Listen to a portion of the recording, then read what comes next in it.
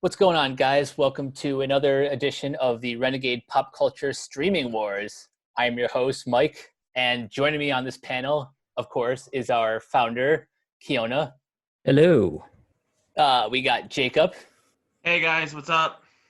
Hayden, Greetings and salutations. and making his Renegade Pop Culture debut, please welcome Tyler Rodriguez. Hello.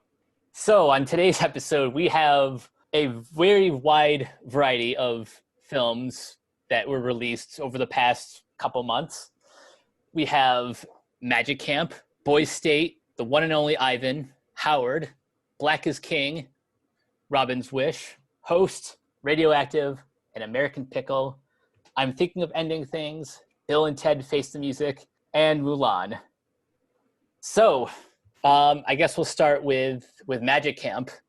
Unfortunately, this is one of the many that I haven't been able to catch, but I know a handful of us here have seen it. So who wants to start? I will. So, Magic Camp was originally going to be released in theaters. From what I can tell, it ended production in 2017. But, there have been delays recently. With COVID happening, Disney decided that Disney Plus would be the better platform to release that movie as opposed to theatrical. And so the story is that Adam Devine is a washed up magician who goes to a magic school in which he becomes the counselor for a group, a team, essentially, kind of a loser team of aspiring magicians. And it's about, specifically, he helps this one kid who gained his passion for magic from his deceased father. And it's about him growing along with the kids while he is competing against a former partner of his. Yeah, that's pretty much it. That's it in a nutshell. I think one of the main kids, what was his name? Hold on, I'm looking. Theo. Theo was the main kid. Yeah. And he was the one that kind of had the heartfelt story to him, Yeah. the backstory. Yeah, so Yeah. I would say as a kid's movie, it was pretty entertaining. It was kind of like School of Yeah. Rock, but for magic camp kids, I guess. Yeah. Yeah, that's a good way to describe it. Also, we should point out that one of the kids, the kid who's kind of a fashion kid, the not very subtle metaphor for a gay kid. He came out as she came out as transgender since this movie wrapped production. So Mhm. and actually one of the reasons why this film has been delayed, I think reasons people have been suggesting, is the principal is played for this academy is played by Jeffrey Tambor. Yeah. And he's been Me Too'd, obviously, and so Yeah. as people know, and so I think that's had a hand. And it's not like they could replace him with Christopher Plummer or anything. Yeah, by that point, it would have already been too late. Yeah. Yeah. I did like Gillian Jacobs in that. She's Britta from Community, so it was good to see her in that movie. Magic Camp, what endeared me most about Magic Camp was, like a lot of the kids from this particular camp, they're a little stocked characters. Like, you have the cute girl who's obsessed with bunnies, and you also have the hardcore chick, you have the math whiz kid, Mhm. you have the previously mentioned kid who's, he's not really a magician. Like, his dad wants him to be one, but he's actually more into fashion. And like I said, that's a kind of a heavy-handed metaphor for, him being gay. And a plethora of I think there's also the fat kid also, and you also have kind of a stock bully kid who from the competing The Vic. Vic. The Vic. Vic. No one defeats the Vic. No one defeats the. Yeah. Actually, what appealed to me most about this movie was kind of how earnest it felt. Like it wasn't really kind of winking at the camera or anything. It's not like they acknowledge that they're kind of stock or that this is a kind of a cliched story. It's like they take it very seriously. Like there is a lot of heart to the story and about what these kids gain from magic. It's not a particularly expensive movie either. It does feel very much like a Disney Channel movie from the 2000s. Very much, yeah. Yeah, and like so much so that the opening credits are just like clips of famous magicians like Penn and Teller and David Copperfield and Harry Houdini, of course. And who's the one who made the Statue of Liberty disappear? David Copperfield. Okay. I guess it was. My bad. It was, Yeah. So I was kind of distracted by those clips that for the longest time I thought Adam Devine was Jason Bateman. Doesn't he kind of look like Jason Bateman to you guys? Does. Am I the only one? It's like a mix of Jason Bateman and a little Jack Black. And Jack Black. Very Yeah. much Jack Black, yeah. I totally heard him just do he was just basically being Jack Black from School of Rock the whole movie. This movie it was really cute. Like it's one of those movies, it's not gonna be, it's not a life changer or anything. It's not even a life changer compared to other Disney Plus original movies, but it's cute. Like if you just want something to take the kids, like just to watch with the kids and the comforts of your living room, I'd say check this one out. I think you can deal with worse movies. I think it's one of those. It just works for what it tries to do. I think so. I would agree with that. Yeah. Looking at my notes here, and I just kind of reamed it, but okay, I'll change that a little bit because, man, I was so hard on this movie. It's actually not that bad. It's pretty good. It's okay. It's good for kids. As a person who's pushing 40, I would say, maybe not for me, but it was okay. What were your original notes for it, out of curiosity? I think I called it one of the 9 rings of hell. Oh shit! Really? Doesn't sound like that bad. I was very upset. I think I was having a bad day. It's okay. It's okay. We would have had a really interesting conversation then. We're gonna change that. It's all right. Yeah, I It's would not be that like bad, guys. I'd be like the real defender for this movie. Like, how dare you How insult dare this? you? It's like Yeah. I haven't seen it, but like several circles of hell. That sounds more like listening to Well, no, a terrible no. song on loop. Yeah, no. Then I saw The Tax Collector, and Now it looks like Citizen Kane, doesn't it? yeah. Now I'd say Magic Camp, not so bad. Yeah. Honestly, I expected Magic Camp to be so much worse because of like how long it kept getting delayed. I remember hearing about this film like at least like 3 years ago, and it still hasn't had like an official release date yet. Or it was slated for 2018, but then we saw no posters, no trailers, no nothing until like a few months ago. And then those like just did not have Jeffrey Tambor. Yeah. The trailers have no indication at all that Jeffrey Tambor's even in it. He's I bet been you they did removed. originally, but then the editor's like, cut that. Oh god. Mhm. Disney Plus didn't even give this really any fanfare. Oh yeah, I had a friend who like didn't even know it was released on Disney Plus. She was like, "Oh, that's on Disney Plus now." I wouldn't have heard of it. Yeah. Speaking of Disney Plus, let's keep going on that train with the one and only Ivan. Yeah. Mm-hmm. Jake, do you want to start off with this one? Well, the one and only Ivan tells it's based off a children's novel, which itself was based on a true story of Ivan, a silverback gorilla who was kept at a circus mall, essentially, and who was also gifted as an artist who could draw and paint and such. And he used his skills to basically communicate that he wanted to go back to the wild.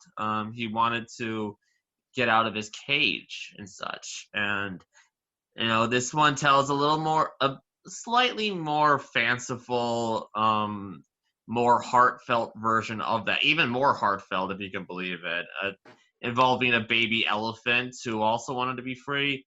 And yeah, so the one and only Ivan, I gotta say, I think it's a real candidate for the best movie I've seen in this lineup. It's one of my favorites easily. Oh, really? Really? Yeah, I loved this movie. Hmm. I actually wrote a review for my local newspaper. That's how much I love it. Wow. That's awesome. Because I have that gig, in case Tyler and Hayden, that you didn't know, that I write movie reviews for my local newspaper. That's cool. I would say I liked the voice cast a lot. Yeah, the voice cast is fantastic. You got Yeah. Sam Rockwell, Dan DeVito, Angelina Jolie, Helen Mirren, Brooklyn Prince as the baby elephants. Yeah. You also, in live action, you have Bryan Cranston at absolutely his most whimsical. Yeah, he was very he was theatrical. Yeah. I thought Sam Rockwell was pretty good. I'm glad he's not playing a racist Nazi or white supremacist again. Okay, Yeah. but I'm wondering what like a movie about a racist white supremacist gorilla would be like. Like I'm kind of curious now. Well, there might actually be a kind of way in there because I know that Hitler actually had a personal zoo that had imported animals. So maybe there was a gorilla in there, and you can make a movie about like a gorilla that was just like, ooh, there's a guy who's giving a speech to the people. Oh no, there's bombs dropping everywhere. Oh no.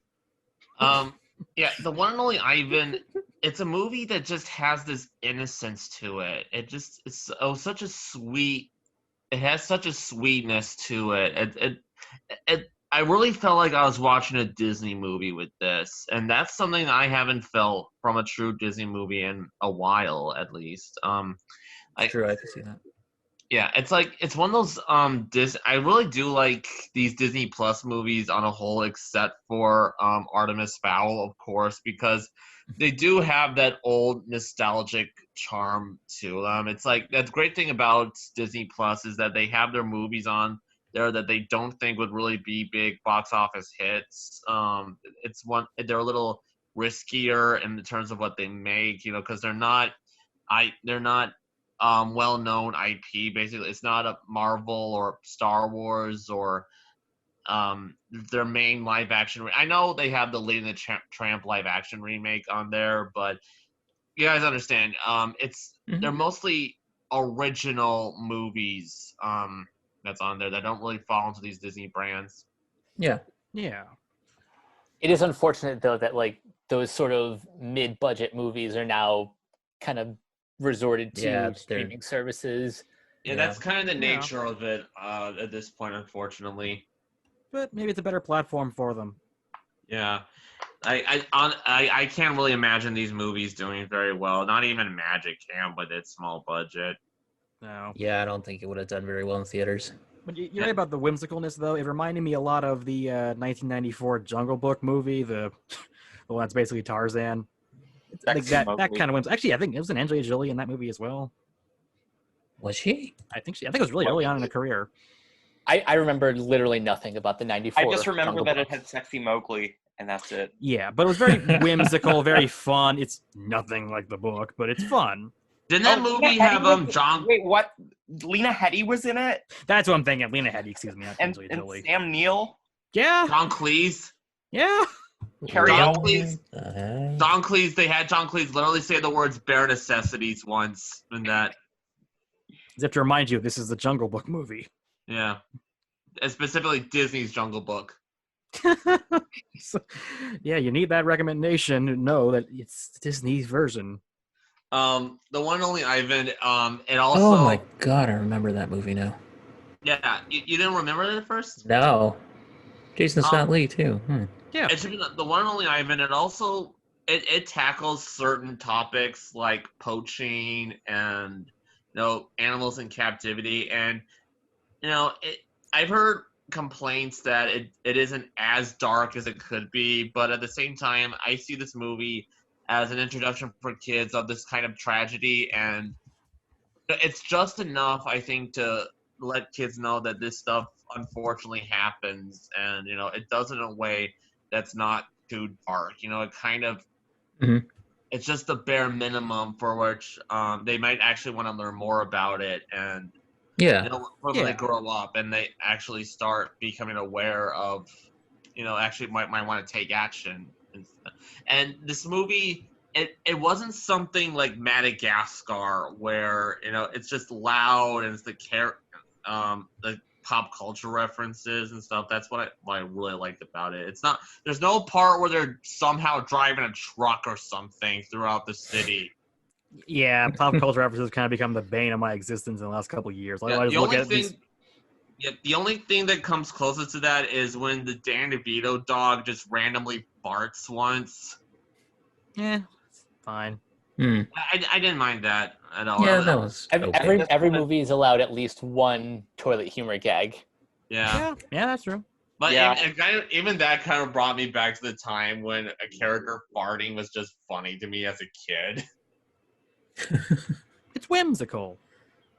Very whimsical fart. I just want to say that I really related to that seal character who is neurotic about everything.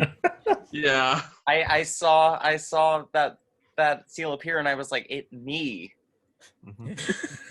So Also, what that's about the bunny in the fire truck? Did you identify with him?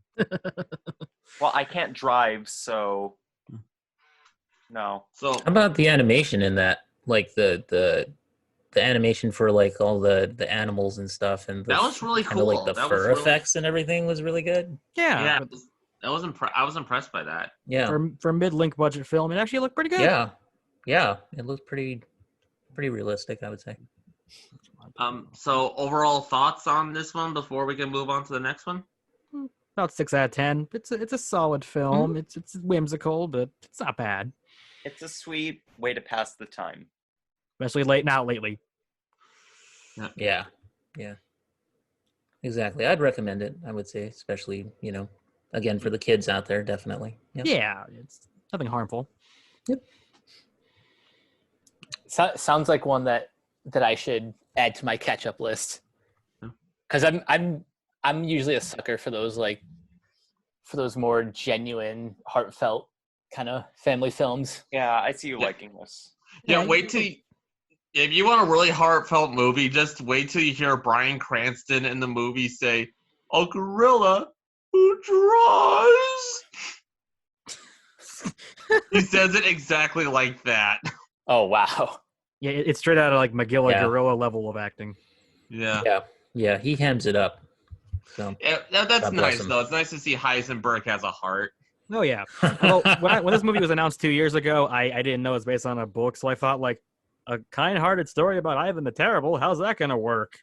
Really? That's what. Great. Now I need to see that. Totally. I'm really not surprised. That's where your mind went. I think we should. We have named 2 spin-off ideas from this topic. I think we should hire us Hollywood. Yes. This is making a prequel to Anastasia, which is it's like it's Ivan. Yeah. All right.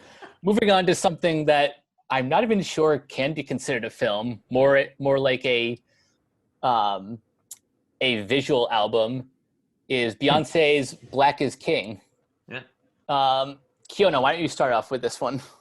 Ooh, you start off with me, the rock guy who's listening to Beyonce. Okay, so what I was really impressed by was the visuals. Just like there's a word that sometimes critics use, and I would say it was sumptuously shot.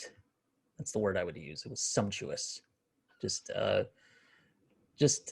delightfully shot. So,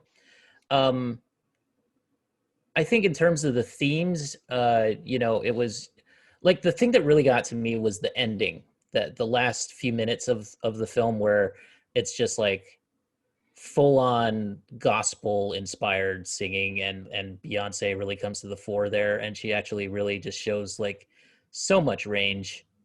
That was the part of it that I really enjoyed a lot. So yeah, it was very interesting. It was something that sort of took me on a journey and I would say that for me, you got you got the feeling of what they were going for. So I liked it. Yeah.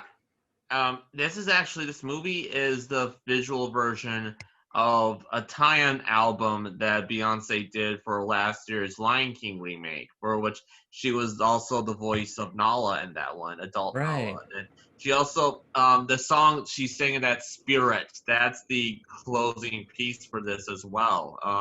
Yeah. Oh, You're yeah, forgiven if you don't remember all this. yeah, Yeah. I honestly Uh, didn't, but yeah, that Honestly, was. this movie should have been the live-action Lion King remake last year. If they put this out Yeah. in theaters, it would have broken. It would have made like $1 billion in like a week and I a think half. so. Probably Beyonce. Really? She is king or queen, excuse me. Yeah, I don't know if Disney would even release it that many theaters just because it's so avant-garde and so Yeah, I don't But know. it's Beyonce, which means yeah. like Mainstream people appeal. will seek it out. Don't underestimate her fandom. They will come out and just support Beyonce, and rightfully so, because she's very talented. Yeah, yeah, this she's awesome. plot the plot that this movie is trying to, if it's really gonna, if it can really be called that, it's essentially kind of a beat for beat recreation of The Lion King, actually, if you think about it. Like it does a very, to the point where they actually have audio clips from the remake playing over it, like at certain positions, like James Earl Jones describing the circle of life and such, and Chiwetel Ejiofor as Scar blaming Simba for Mufasa's death, and even Billy Eichner's Timon saying, "When the world turns its back on you, you turn your back on the world." And Beyonce saying, "Simba, you have to take your place," and also Mufasa himself in the newer one telling Simba that he also tell him that he has to take his place. So it is a more abstract version of that. Basically, it does rely on you knowing the story of the Lion King, which I don't think is demanded too much, since basically everyone and their dog has seen a Lion King, at least one version of it. It's basically a rite of passage. I would love to meet someone who's never seen The Lion King. They do exist, actually. There are YouTube videos of people who are watching it for the first time, like when they're in their 20s. Maybe just because they just weren't into Disney when they were kids. I think that's the only explanation that makes any sense. It has to be. I didn't see Mulan until just a couple days ago before I watched the live action remake. So What? yeah, never had seen it. Yeah. Didn't this movie remind you guys of the Tree of Life? Yeah, I can see that. Yeah. Oh yes, the movie you can start in a bar fight. Either it's a pretentious movie, it doesn't mean anything, or it's the most moving movie you'll ever see, and you will always find two people who think that opinion. No middle ground. Yeah. And I can imagine this movie had the same reaction. I think a lot of people would like Beyonce's music though. Yeah, for this one. So this one's a lot There's more like mainstream appeal. musical, so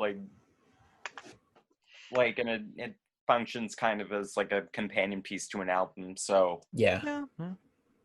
Even for me, even for someone where it's kind of a little bit out of my wheelhouse, I would still say I enjoyed it. So yeah, I don't think it was specifically something I would set out to see, because I'm not like a huge fan of like visual albums personally, but like it's something that I'm ultimately quite glad that I saw it, and I did get a lot out of it. And it's a timely release too. Yeah. It's something where it'll resonate with a lot of people right now. Yeah, just recently definitely. with George Floyd and such. Yeah. Yeah, even though we all know that Beyonce did all this long before any of that stuff happened. Yeah. Oh, naturally. Also, interestingly, that was all time with Chadwick Boseman passing away. So Yeah. Black is king Yeah, indeed. of course. So yeah, give this one a watch. Definitely. Check it out. Yeah. If you want to actually see a more challenging version of The Lion King, I'd say go with this. It's a far more rewarding experience than the remake could ever even hope to be. I was 10 minutes into this before I said, well, this is already better than the Lion King remake. That's really trying very hard. Yeah. And there's a lot of So, Disney anyway. Plus on this list. Yep. Yeah. We're gonna push Mulan to the end, but the one that I want to get to right now is honestly one of my favorite films of the year, Howard, which is a documentary from the director of Waking Sleeping Beauty and the producer of many Disney animated films, Don Hahn. Howard is the story of Howard Ashman, one of the two songwriters responsible for, among other things, The Little Mermaid, Beauty and the Beast, some songs from Aladdin. Two, maybe three tops. I think it's like 3. But yeah, Howard Also, takes you Little back. Shop of Horrors, obviously. Oh yeah, I'd say Little Shop of Horrors is where everything clicked for that duo. But what I really liked about this documentary is that it's not just talking about his time at Disney. It goes. Yeah. It's basically cradle to the grave. All of the things that he's accomplished, all the hardships he's had to endure. The heartbreak. The heartbreak. Yeah. The heartbreak. Yeah, losing his friends to AIDS. Yeah, it was a very rewarding watch, but also very, very heartbreaking.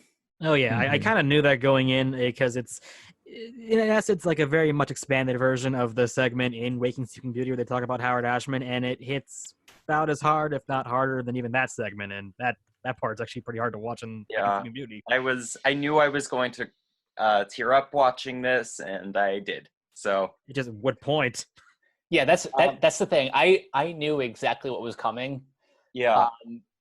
But it didn't matter because it still hit me like a brick. Oh yeah. The part that hit me the most, and it's the same one that they did in Waking Sleeping Beauty, is when they visit him and he was dying in the hospital and said, like, the movie's gonna be a success. Who'd have thought it? And he goes like, I would have. It's like, Yeah. There's even they even talk about I don't remember who it was, but someone who worked on Beauty and the Beast had a dream, like right when he died, that it was actually a dream of him dying, and right after that, when he woke up from that, he got the call. Yeah. I think was that Alan Menken that did that story? I think it was Alan Menken. It sounds like it was him. Yeah. Okay. Yeah. Actually, you're right, Mike, in that it does actually tackle other aspects of him. That he wasn't just the guy who saved Disney. Actually, though, I do think it is kind of ironic that they bring up the fact that he was a theater director in high school and such, and one of the productions he did was one on the Snow Queen. I love that they mention that offhandedly, as if it's like you would have loved that. Yeah. The movie, it also kind of suggested at the end that the lyrics for the mob song and Beauty and the Beast were inspired by were modeled after the gay panic that occurred during the 80s. You know, like the lyrics specifically, we don't like what we don't understand. The facts and stairs, and this monster is mysterious at least. And they highlighted those lyrics and implying that may have been where he got it from. And they show the homophobic signs that some protesters were carrying, basically implying that gay people brought it on themselves when they had AIDS. I don't know if that's directly what inspired it, because I remember there was an interview long before this came out where they asked Alan Menken if him having a diagnosis of AIDS actually influenced his writing on Aladdin and Beauty and the Beast, and he said he personally didn't think so, but he felt a lot of frustration through his work. Maybe, but the original draft of Aladdin...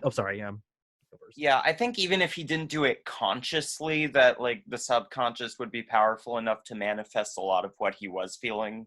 Even if he, like, specifically realize it. So now the original draft of Aladdin, though, that one I can definitely feel a lot of personal influences from Aladdin having not having a mother, but wanting the respect of a mother for who he is. I can definitely feel some of Howard telling his own story in that version. Same it. Yeah, I was proud of your boy, and exactly.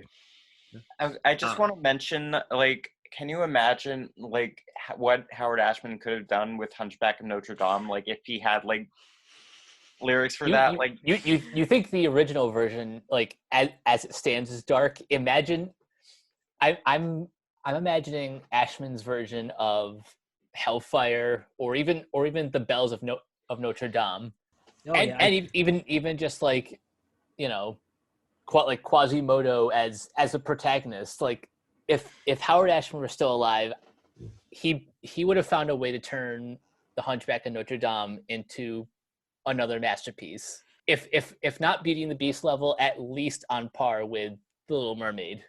I've thought for years, even long before this documentary came out, I'm like, what would this would have looked like if Howard Ashman had been in the place of Stephen Schwartz? And I feel like his lyrics would have been a lot more creative. I'm like, okay, I like Stephen Schwartz. I don't mean to diss on him, but when I listen to a song like Colors of the Wind, good song, but the lyrics are very blunt. You get what it's saying very quickly. Yeah, I don't have any disrespect to Schwartz, but his lyrics are not always the best. Yeah, they're not eloquent. I mean, I feel like Wicked if Howard has had written some very, very awkward lyrics. Yeah, I feel like if Howard had written Savages or Colors of the Wind, it would have been a lot more eloquent, a lot more subtle about what it's trying to convey.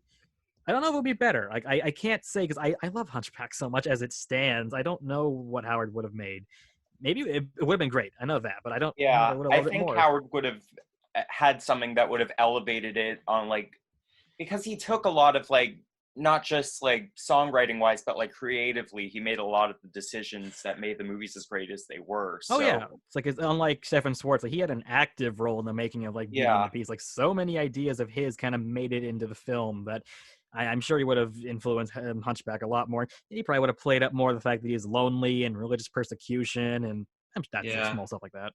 Hypocrisy. And like I was just thinking about like if he were still alive today, that like he would have been so great like as like kind of a figurehead of like the Walt Disney Animation Studios today, like filling in like what John Lasseter had for that whole mess. Like I think like he would have been a great like person to lead them creatively. Like absolutely. Well, but I know of a friend that did also mention it's entirely possible that after like Hunchback and Pocahontas, maybe he would have drifted off into like working with DreamWorks more, kind of like Elton John. Yeah, you never know. It's just that's actually a good point. I like just because in this alternate reality that he's still alive, that doesn't necessarily mean he stays at Disney through right. Yeah.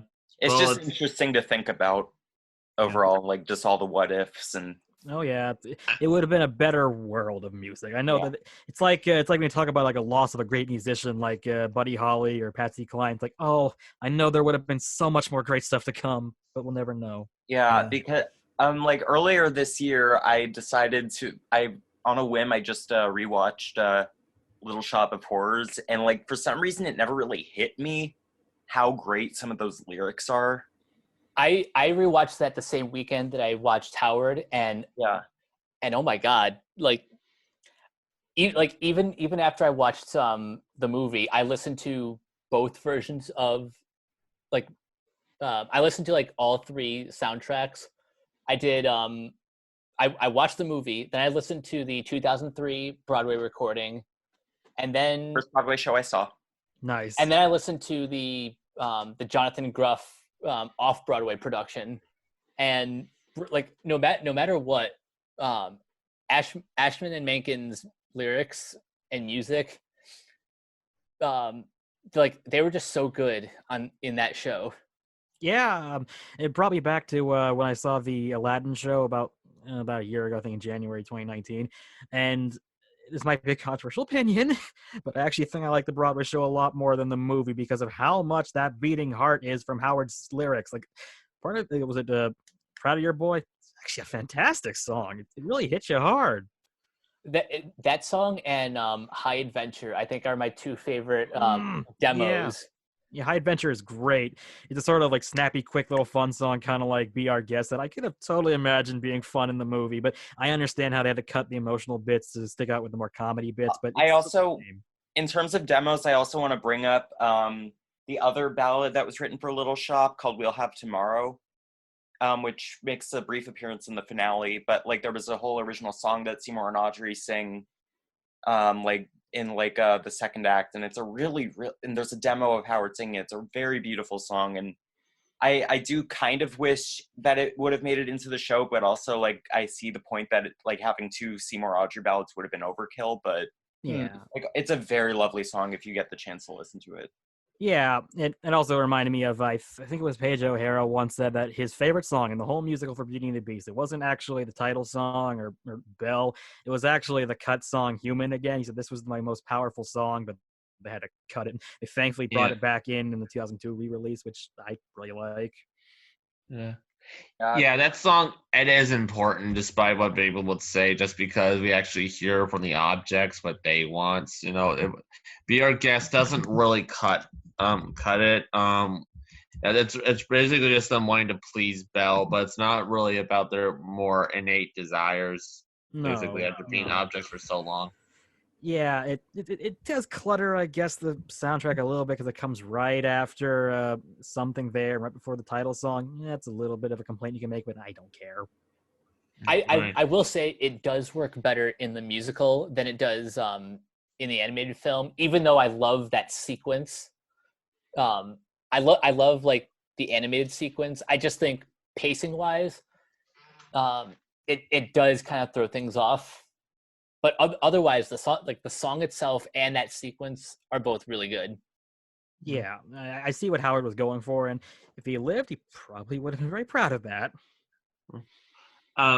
Before we move on, I should mention, Hayden, you brought up on your Facebook that it's ironic that this movie ends talking about how Howard's legacy lives on, and it does so, and it shows that by showing clips from the Beauty and the Beast and Aladdin live-action remakes, which he absolutely would have hated. Oh, God. Yeah. He absolutely would, because even though he said himself, I think countless times that, you know, animated Broadway adaptations work so much better than live-action Broadway adaptations. Because he has said, didn't he go on record as saying that a lot? Yeah. Yeah. That was like the one like thing that I was just like, oh. Yeah, I'm not going to go on a rant about that remake. I've done that many times over the years. I'm just going to say, yeah, I don't think Howard would have liked it because the whole soundtrack is just full of unnecessary additions or basically just a song that was in the Broadway show that was written to fill the same spot but is of lesser quality. I can't imagine. Also like over explaining a lot of plot elements that take away from the magic of the story. Yeah, Howard, he loved to pace his musicals just like keep going. It's a fairy tale. Come on. Yeah. I love Howard's explanation about sort of like why musicals are important and why certain songs are important. I watched this and Waking Sleeping Beauty pretty much back to back, and the part that gets me mad every time is whenever they bring up like Katzenberg wanting to cut part of your world from Little Mermaid. Like whenever I think about that, I wish I always imagine myself in the room and just wanting to strangle Jeffrey every time. Like every time he explains his like, but the chart says reason. I'm like, no, you shut up and listen to the expert. You are not a musical theater person at all. You wouldn't understand. And now you're known for Quibi. So yeah. Presidential Medal of Freedom winning Quibi founder. Yeah. And also the guy who almost killed Toy Story. Yeah, he in a way, he saved Disney and also almost killed it in equal And measure. sent Robin Williams away from Disney. Yeah. Yeah. And DreamWorks forever. Yep. Yeah. Wow. Yeah, guy has a very complicated history. Yeah. That he does. Although he could be somewhat sympathetic. Like, there's a great story about him, actually, I think, trying to meet the lady who wrote the original Mary Poppins shorts, because he wanted to actually make a sequel to that in the 80s, and she was, P.L. Travers, still alive at that point. So you actually sat down and talked with her, and he gave, like, I'm going to give you, like, tons of my criticisms of that movie, and I'm going to give you 200 notes about what I want to do in that sequel. And he went, okay, I can accommodate. And then the other notes, they went, like, no Julie Andrews, written about 20 times, something about red is the color of harlots, can't use that color. Nope. Okay, we're done. But he was nice about it. He didn't actually insult her, which I think I probably would have if I was in the room. So should we He's move an on? interesting man. He's a very, very interesting man. Same with Eisner, although he's also very hateable in certain circumstances. Indeed. So, final thoughts? Oh, I would glowingly recommend this movie. I'm like, I don't know, it's better than Waking Sleeping Beauty, because that's honestly one of the best animated documentaries I've ever seen. But as a documentary about a musician, his life, and it even actually explains a bit of the AIDS crisis as well, which is intriguing for a Disney film. And it's about 4 years ago. Kids might not actually know about that now. That's a nice little educational tool. I love every bit of it. In fact, I'd be surprised if it's actually nominated at the Oscars this year. I would love if Howard got some sort of nomination this year, because like you said, I'm on the fence whether or not I liked it better than Waking Sleeping Beauty, but I think both those films make a great double feature. Mm-hmm. Because while Waking Sleeping Beauty is more comprehensive for a particular era in Disney's history, Howard goes more personal, and you get to learn more about the man beyond his like 3 contributions. Yeah, although it does have one slight advantage over Waking Sleeping Beauty, which is it tells a more complete story. Because Waking Sleeping Beauty just ends in 1994, right before things kind of go downhill. And if you want to know the other half of it, you can basically just read Disney War and basically figure it out. True. Yeah, I think that this one, I think Howard was a little more relatable for me personally, and like more my kind of thing specifically, but both are great documentaries. And this one's a lot more public. I don't know how well known Waking Sleeping Beauty was. I know it released in theaters, but I think I remember reading at like 10 reviews, I think, on like Rotten Tomatoes. This is at like 50, so it's much more publicized. People are well aware of it more. Yeah. Which I guess is another good thing about Disney Plus, is that it's bringing stuff like this to. Yeah, I think Disney Plus has like all of the documentaries there. Like they have Frank and Ollie, they have the one about the Sherman Brothers, I think. Even like Walt and Gumbo, and those are not lesser documentaries. Or El Gumbo, I think is what's called. It's the one in Walt in South America. Right. But that's definitely one of the advantages of Disney Plus, that they're all pretty much right there at your fingertips. Oh yeah, that, and you can probably take a guess from behind me. I'm a really big fan of Paige O'Hara, and she actually shows up a little bit in this documentary. She's weirdly absent from Waking Sleeping Beauty. It's good that she gets some more screen time here. Oh yeah, although I do wish they had included that nice little story that she likes to tell at conventions about the last time she talked with Howard, because that's not in the movie for some reason. It's where he was telling her on the phone how to do the new and a bit alarming bit from something there, where he's whispering in his low voice, Streisand, which kind of ties back to actually the first time he met her, where she was singing too loud, and he said that don't be Streisand, be you. I would have loved to hear that. Jacob, your final thoughts? Yeah, definitely check out Howard. It's a very comprehensive, very enlightening, very heartstrings tugging type of documentary. It's one you should definitely check out if you want to know more about the life of a truly gifted man who was taken away from us much too quickly. Mm-hmm. Now, before we move on to our next film, we mentioned in passing the loss of Chadwick Boseman, who passed away a few weeks ago, and I just want to quickly throw my 2 cents at his as of now most recent film appearance in Spike Lee's The Five Bloods, which I think is so far my number one film of the year. It's a different kind of Vietnam centric film. It's less about the war and more about brotherhood and going back to like reconnecting with the past to bring home not only the gold that they buried, but also to bring home their fallen comrade. And the way they frame Chadwick Boseman's character, he obviously plays their friend.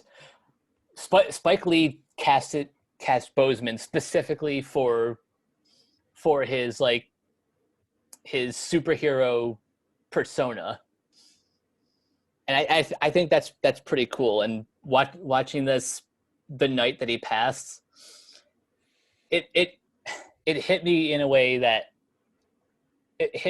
differently than I'm sure it did for other people. So I would definitely recommend seeing The Five Bloods if you haven't already. Yep, second that.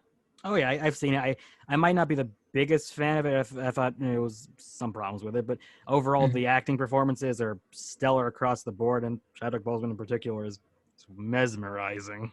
Yeah, Chadwick and Delroy Lindo also. I thought Clark Peters is also really strong too. Yeah, Clark Peters. Yeah, he's great. Yeah, that whole ensemble is just fantastic. And Boseman is only on screen for at most 10 minutes, yet you feel his presence throughout, and it's just astounding. Yeah, I still have to see it. It wouldn't surprise me if they actually nominate him for Best Supporting Actor.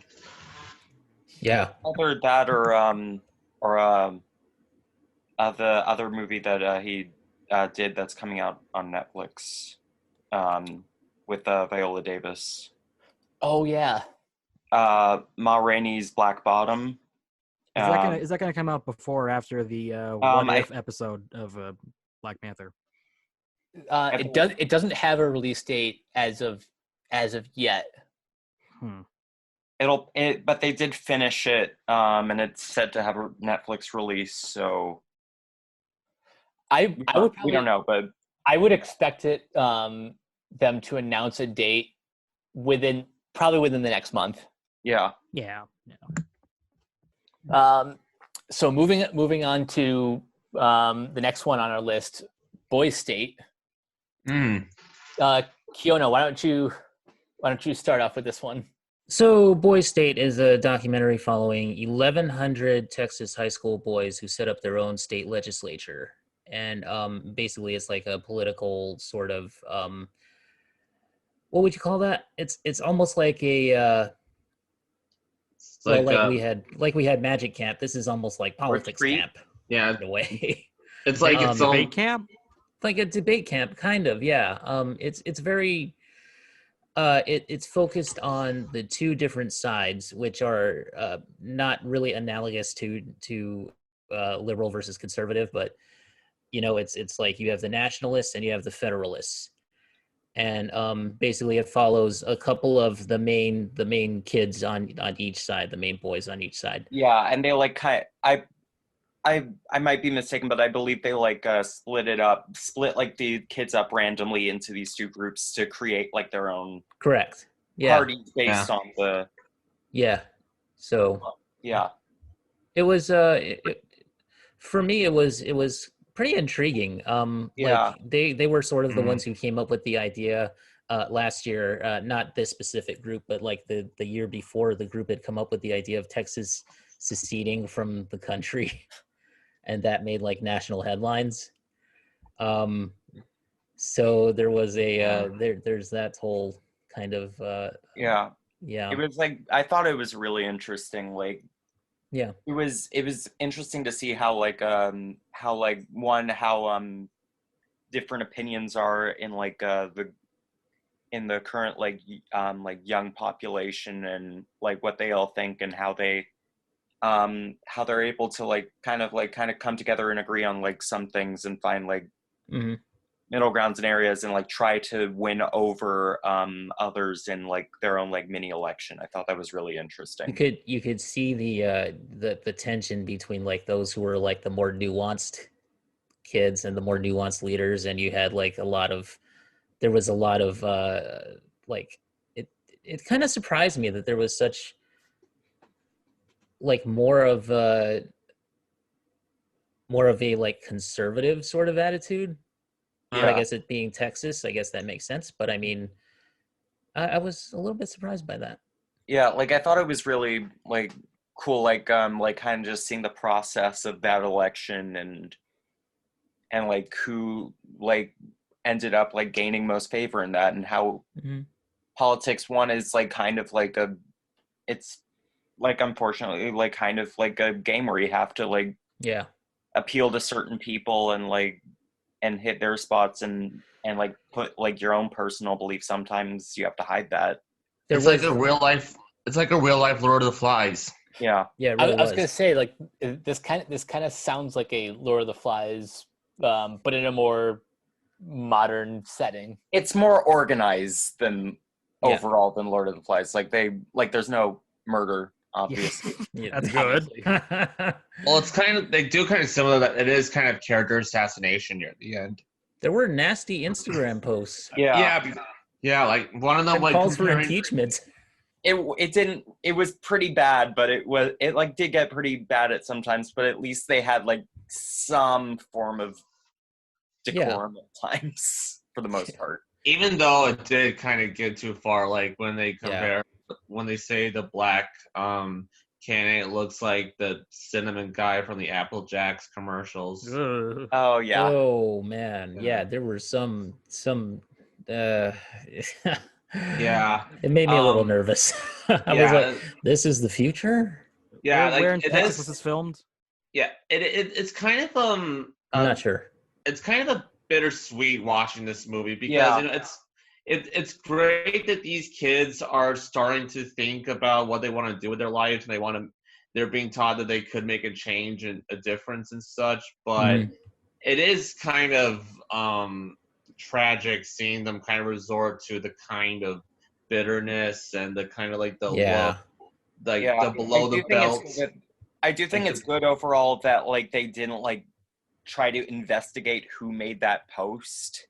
Yeah. Because that would have just like brought in an investigation that like it would have felt like it would have gotten him like attention, like given this guy attention for making that post, which you don't really want to do. You don't want to bring attention to hate, but like the fact that they showed that the hate does exist. But ultimately I thought I felt like I did have like some very sad like feelings about when I was watching it, but also like there were some like people who I really respected, and they had a lot of I believe that they can very well like be good for like if we have more people like them, that it can be very beneficial to our future as a country. So it was interesting to see how like into it they really were. Like they were dead serious about this stuff, and that's kind of nice to see. Like it's good to see like the generation that's definitely after me, and I think after you guys coming up, that is like you know, they care about the future of this country, and they care about the political process and the democratic process, and that's good. Yeah. They even kind of bring up during the opening credits that a lot of prominent political figures have been involved in a Boys State program, like Bill Clinton and Rush Limbaugh and Cory Booker and Dick Cheney and. Whoa, that's a very mix of people. range. It's interesting. Yeah, and it's not just in Texas. It's like they do it in like other states. Yeah, this too. was just following the I think I Texas. know somebody who was a counselor in one they did in California. I'm not quite sure. It was at least something very similar. I want to see a companion piece to this where didn't they say there's also a girl state? Yes. Yeah. They were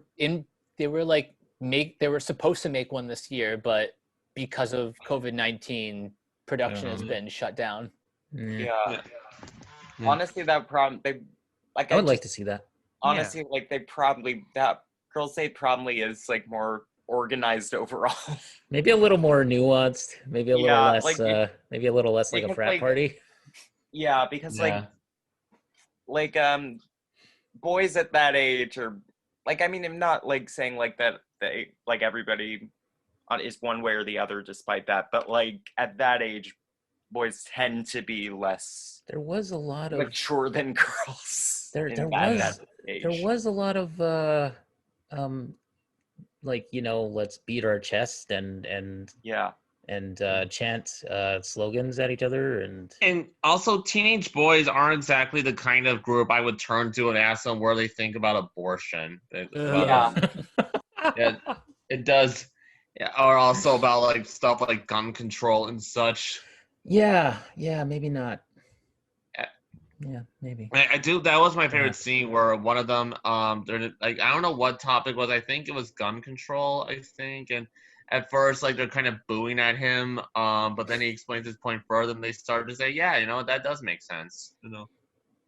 And later they bring up the fact that one of them after the Parkland shooting, he was for the March for Our Lives, sort of thing, and that was considered a negative.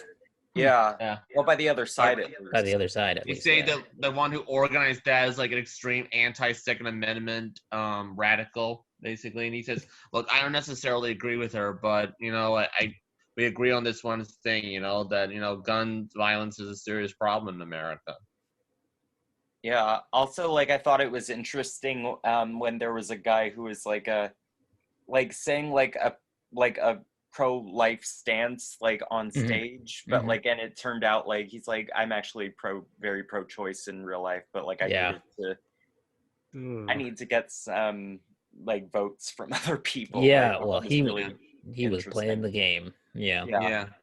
I'm sorry, go ahead, Ian. Yeah, I was just saying I wonder what it would have been like if like I think there was somebody there who was like very much trying to be like a very like Trumpian like kind of infiltrator in that like they're, so that it could have been an interesting, I'm just like thinking like at the top of my head I haven't seen this, but it sounds like an interesting mixture of does anybody remember that old reality show from like 2007 called Kid Nation? Kind of sounds like that, but better.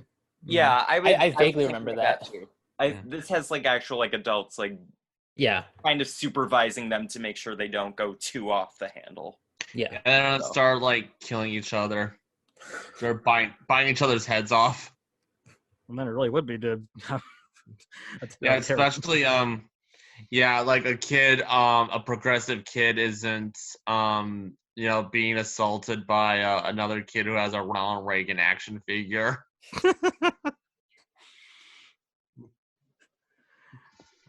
So interesting documentary, I think. And Jacob, didn't you say it's on Apple TV Plus? By the way, we need to mention that it's on Apple TV. I think Apple TV Plus. I think they do. They are kind of carving a name for themselves with more original content like this. It's also an A24 production, so they have that going for them. Yeah, Apple's doing pretty good between stuff like this and what was that movie, Greyhound? I think like they're getting there. And also the new Tom Moore movie, Wolfwalkers, which looks friggin' amazing. Ah, yes, that. Cameron and I will definitely talk about that trailer on the next Tuned Up because awesome. Damn. Yeah, man. Yeah. But moving on to our other documentary, Robin's Wish, which I unfortunately did not get a chance to see this, but Jacob, why don't you tell me about this one? Well, Robin's Wish is a documentary on the last few years of Robin Williams' life, about his battle with Lewy body dementia, and how that impacted his social life and just his mental health in general. And needless to say, it had a very tragic end to that fight. And, this is a documentary that approaches that subject in a very non-sentimental way. It doesn't glorify what he was going through. It doesn't depict Robin as some troubled artist or whatever. It doesn't even focus that much on what his actual wish was. It actually is mostly just about how he came to terms with what his dementia was causing him to do and such. And it is a very cold. It's a surprisingly cold movie. Watching it, it's a very it's a very powerful movie in that regard as well. And it kind of does go into what his desires were at the end, of how he just wanted to help people, or just want to let people be brave through what they were going through. And that's what made me respect him all the more. It's like we lost more than just such a great comedian. On August 11th, 2014, we also lost an incredibly compassionate man who just wanted to make the world laugh, and he did that and more.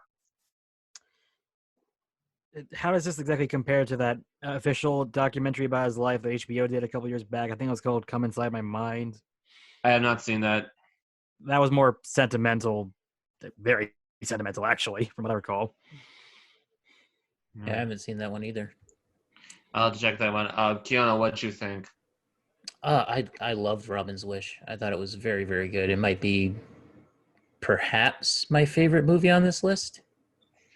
I think that, well, see, the background for me was that I remember that day I was working at this place called Long's. It's a retail store in Hawaii, and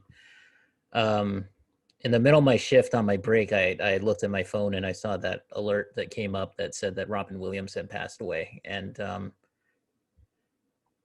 I just remember thinking, like, it hit me so hard. It was one of the first celebrity deaths to really hit me. And it just made me think that the world is a lesser place. It's less funny. Yeah. It's less entertaining. Just like the world's getting more serious. Yeah, I found out the same way as you did. Back in 2014, I was still working at my local grocery store, and during my break, one of my friends texted me, "Hey, so Robin Williams passed away." At first, like I was in denial. I'm like, no, that can't be true. That just can't be. Then I checked like social media. I looked at a couple articles, and that confirmed it, and it honestly just ruined like the rest of that week for me. I can see that. I was devastated. Like when I actually went home that night. I don't think I've ever teared up that much over someone who I've never even met. But like we all grew up with Robin Williams, so even though we never met him, he was still an important figure. Yeah. Yeah, certainly. Yeah. I remember when I was just gaming. I don't remember what it was, and I remember my mom just freaking out. I'm like, "What's going on?" And she just yelled at me, "Oh, Robin Williams is dead." Like, what? That can't possibly be right. And that's how I found out too. Can't be. Like, they're my mom. Yeah, I thought it was like I thought it had to be like another person also named Robin Williams or something. I just couldn't believe that it was like specifically like the Robin Williams that like everybody like loved like that. Yeah, it's. I remember I was for about a full straight week. They played nothing but Aladdin on the Disney Channel for every time. It was a pretty terrible week. Yeah. Actually, what the hardest for me to watch in Robin's Wish was they talk a great deal about Night at the Museum 3, how that was his last big movie that he was in, and they show how during the production of that movie he just had almost no motivation, man. Like even though he had tons of that energy in the first two Night at the Museum movies, it was just they show clips of him as the directors explain the scene to Ben Stiller and such, and Robin, he's just standing there watching, just looks so deflated.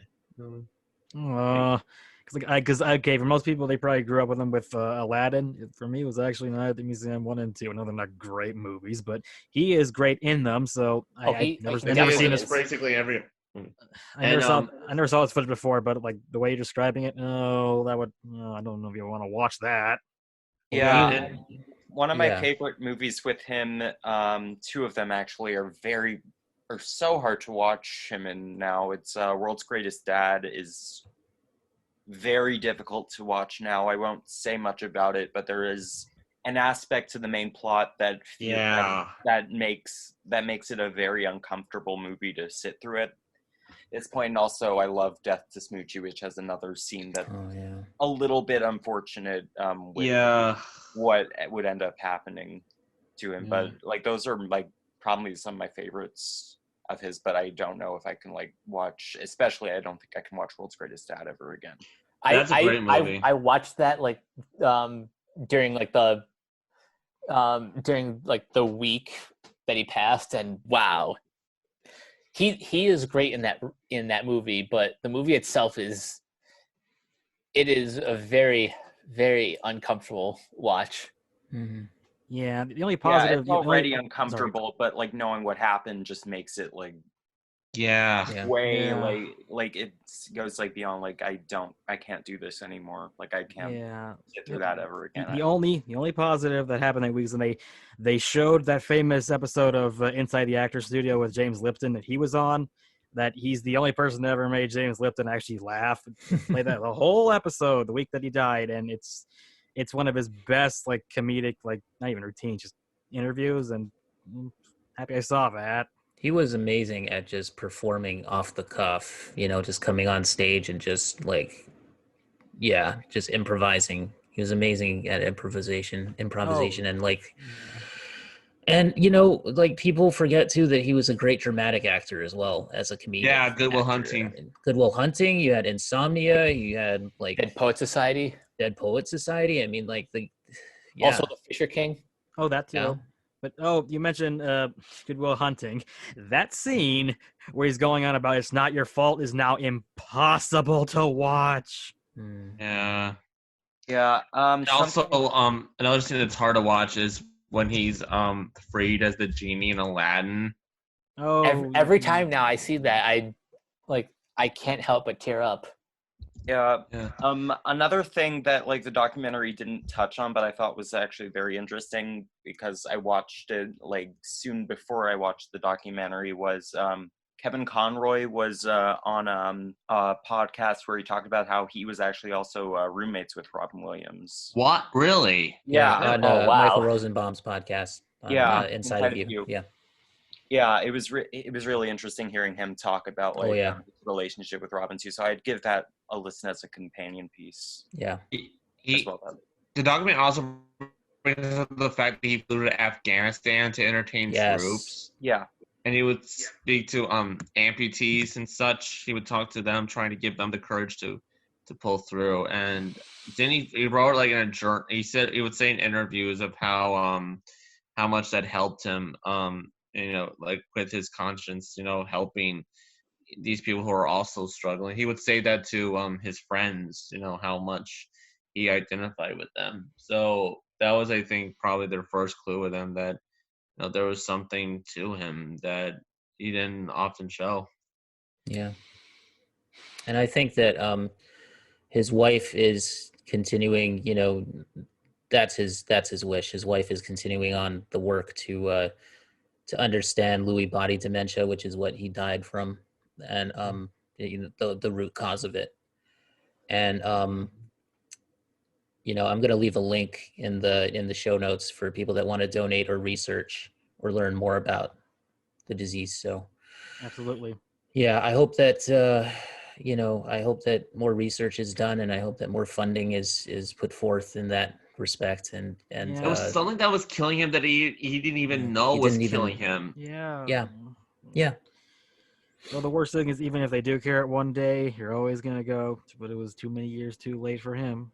Yeah. And for many others. Yeah. Yeah. How is this? Did his daughter have anything to do with this documentary? Because I know Zelda, she's no. very private about She this. was not on it. No, she was not on it. But I know that I know, of course, that it probably hurt a lot to even I'm consider sure. being Like, on it. I I'm think she sure. says like every September, August 11th, like just don't talk to her about it, please. It's too hard for her. Yeah. She's great too. I Oh, love Zelda. Great Lily Jen. woman. She's Great woman.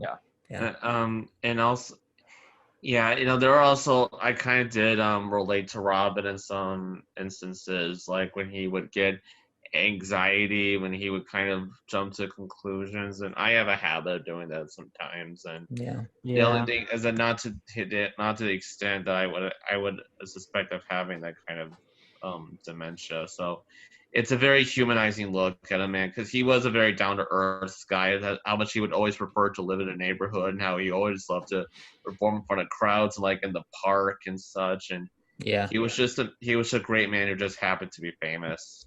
He was just so down to earth and just so approachable, and I would have given anything just to see him in person. It's hilarious. It's like he's a part of that pantheon of like celebrities like Audrey Hepburn or Fred Rogers, where it's like you just don't hear anything bad about him. He was a great soul. Yeah. So definitely watch it, guys, but bring a tissue. Yeah. Watch it. Or an entire box. Or a box of tissues. Yeah. Box of Kleenex. Or a bucket. Sponsor us, Kleenex. No. So moving on to something unconventional, at least among this selection, is a Shudder original called Host.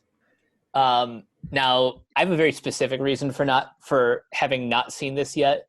Like, for those who don't know, my buddy PJ Campbell is doing horror themed watch-alongs throughout the month of September and October.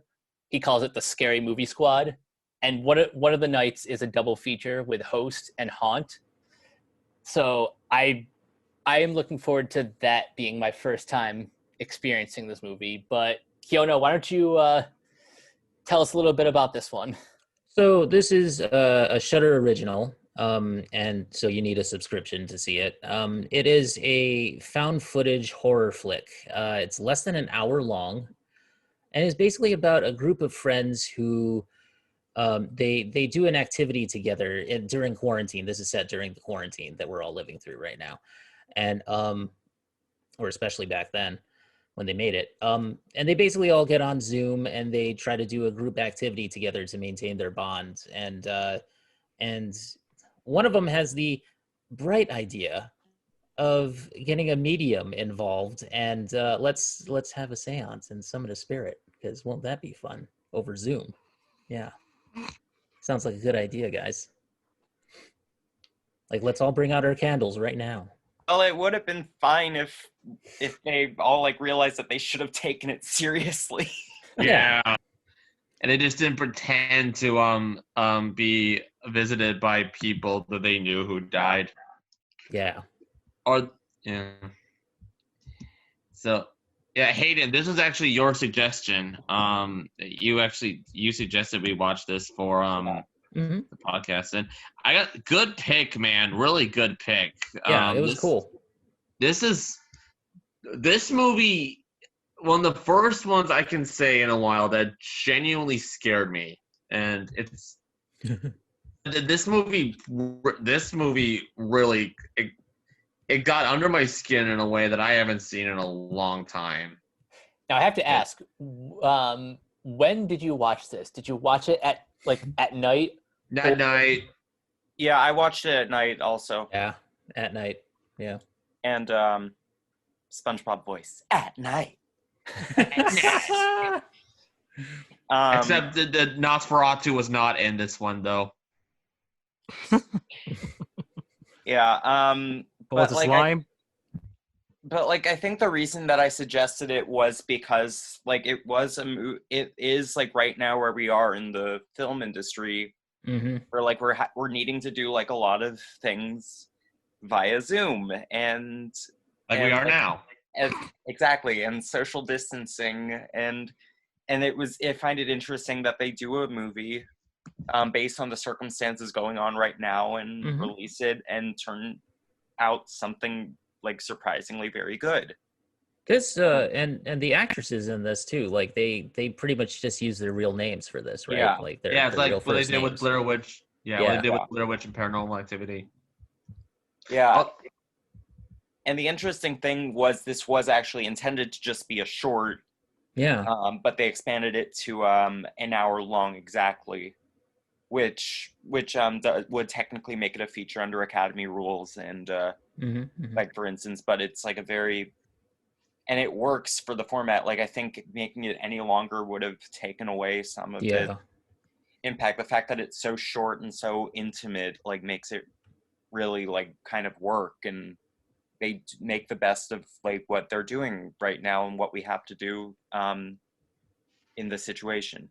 It makes it even scarier too. Like you get the real sense that like something is going down. You know what I mean? Like And cameras and are like all how up and more subtle it is. Than like a lot of other movies right now. It's like a lot more subtle than stuff like Paranormal Activity. Nothing wrong with like if you like Paranormal Activity, but like I think the subtlety in this makes it way more creepy and like it could really happen. It sounds like a lot better version of like the Unfriended movies. I was going to ask, how does it compare to Unfriended? I do like Unfriended, but this is like a lot more like feels a lot more real.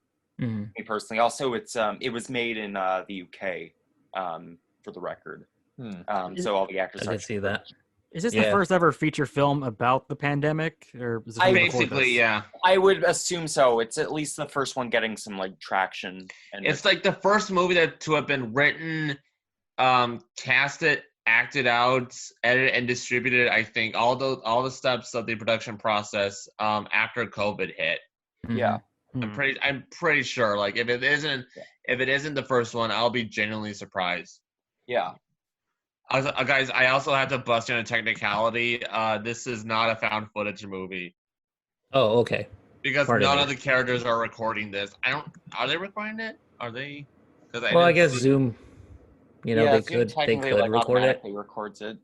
Like I mean, or like I don't know, process of the movie. I feel like anytime I start, I have to like stop the recording or pause it. Yeah. So.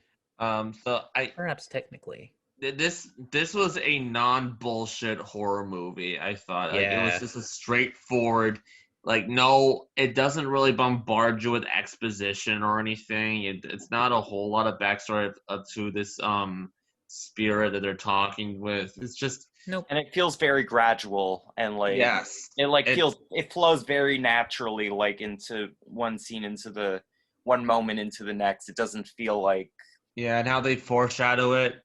Yeah, it just feels like it's like slow moving, but also like fast paced and like and engaging, and it's more effective in 55 minutes than most horror movies are in an hour and a half or an hour 45.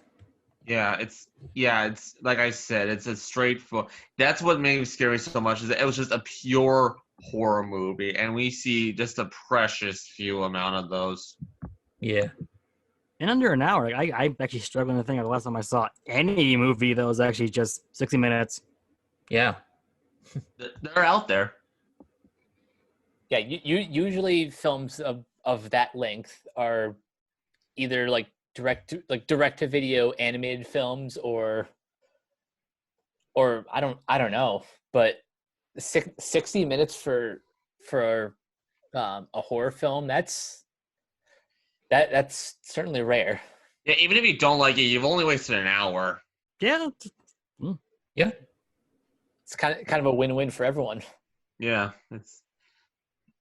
Just make sure you find the one that's on Shudder and not the one on Tubi and not The Host from like whatever year that was, and Oh, not the other. Saoirse Ronan film from 2013 that was based on, I believe, not that one. And the Stephanie Bong Meyer. Joon-ho. Not yeah, Bong Stephanie Meyer Joon-ho's. book. Like, not that host. Yeah. There are 3 different host movies. There are like 3 other host movies out there.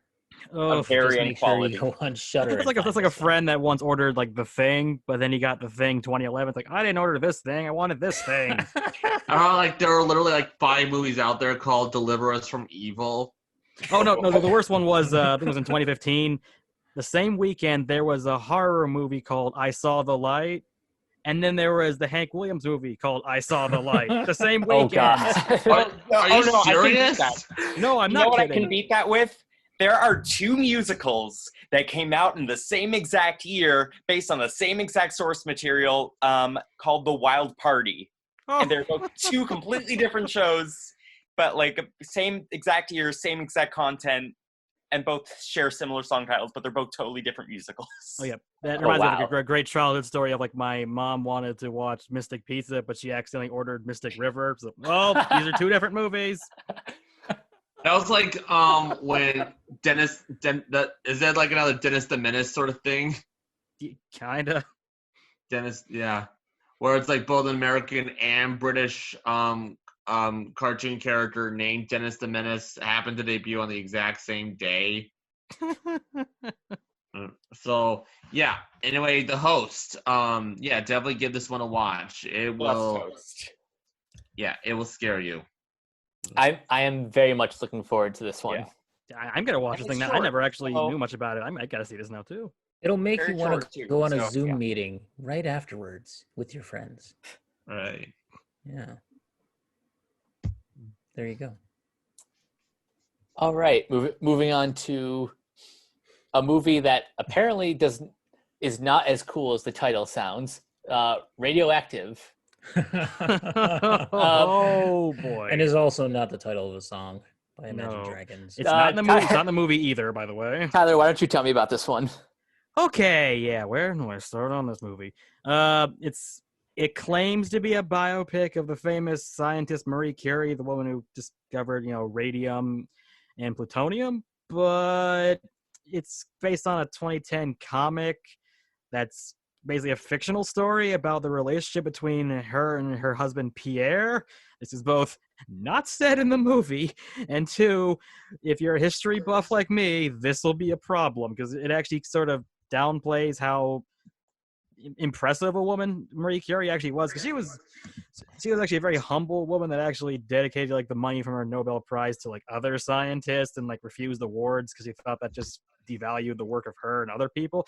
That's not in the movie. It's mostly just about her and her husband, and she's gonna stay home with the kids while the husband goes and gets the award. That didn't happen. And actually, okay, the most interesting thing about the movie is how they keep foreshadowing the fact that her research eventually leads to horrible things in the 20th century. Like, that was weird. I'm not kidding. Like, the opening scene is not of Marie Curie. It's of the Enola Gay and the atomic bomb. And then there's a dream sequence where she's imagining the victims of the Chernobyl disaster.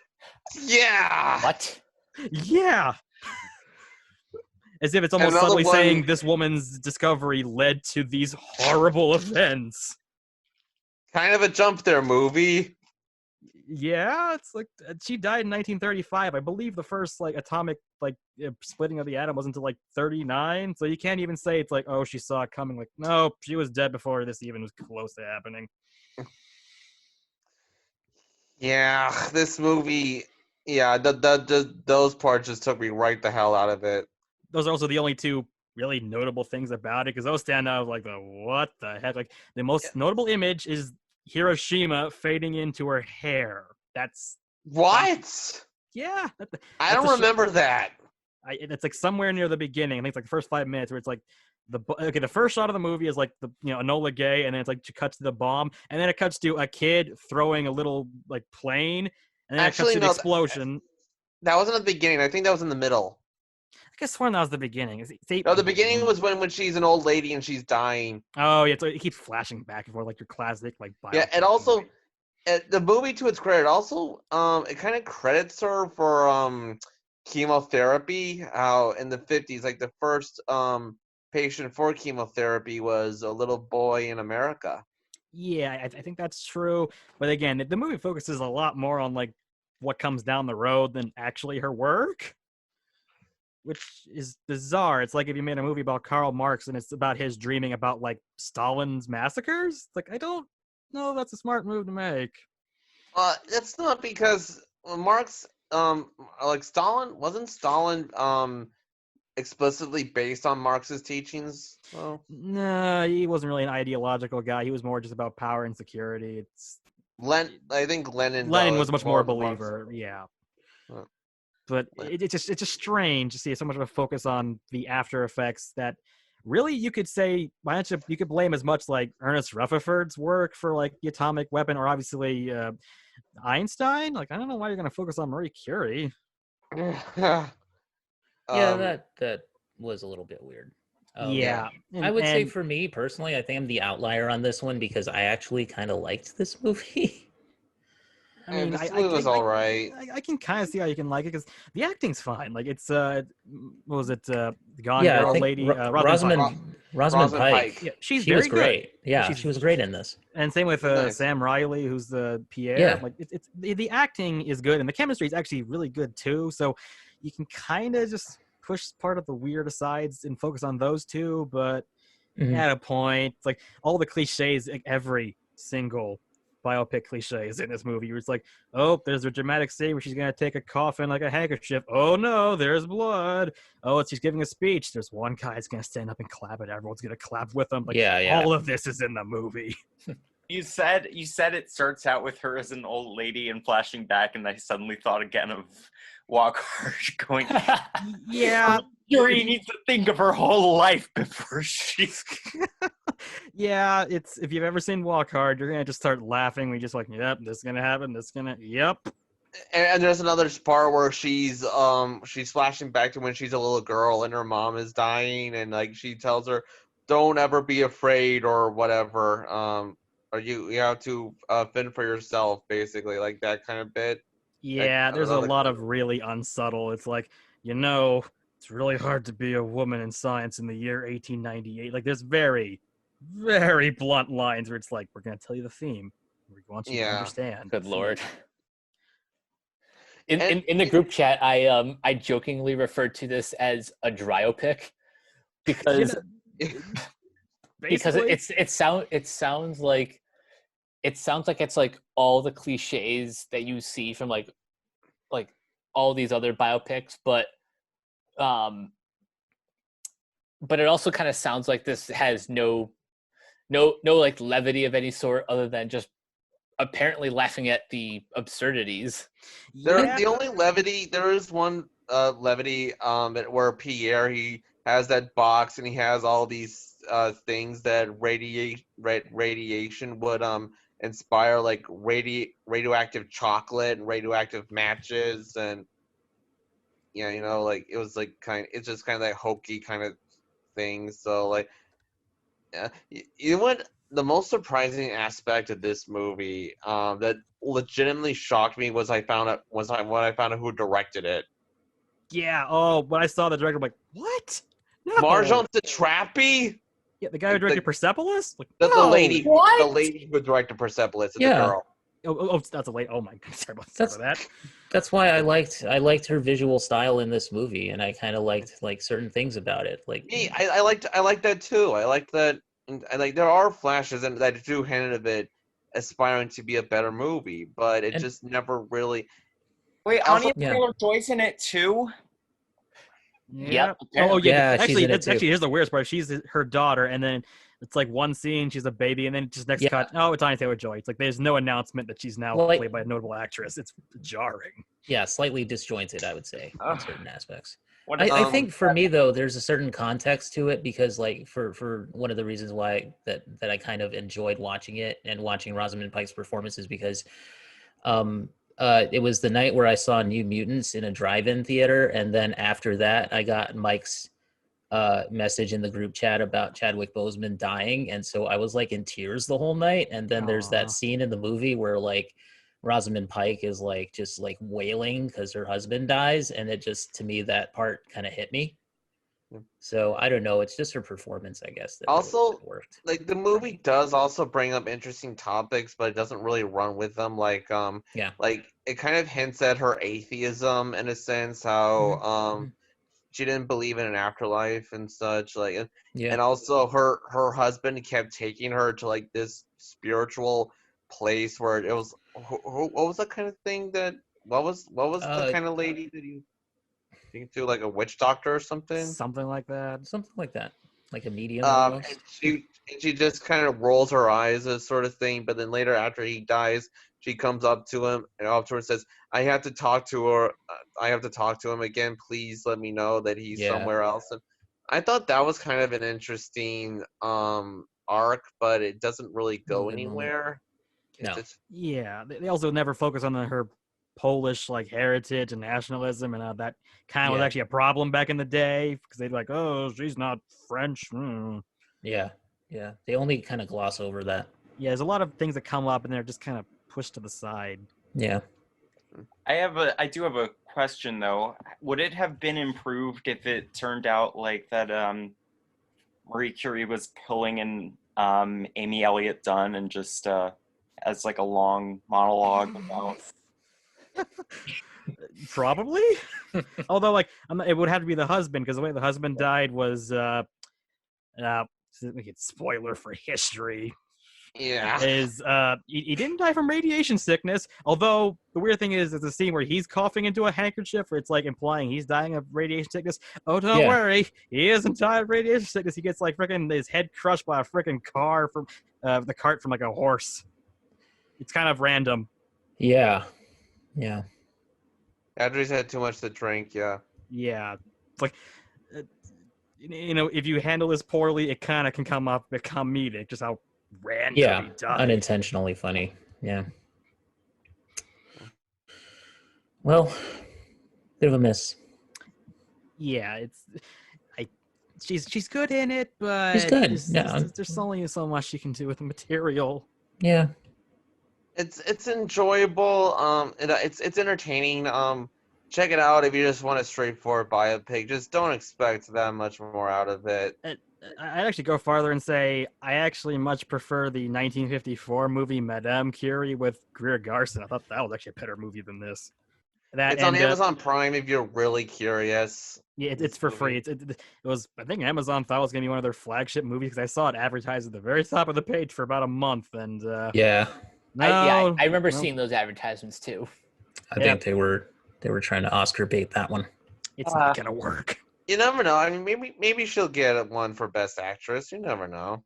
I think she could get a nomination for it. I think she did a really good job. So I think she needs to get a better agent because ever since Gone Girl, I feel like she's just not getting good roles. Yeah.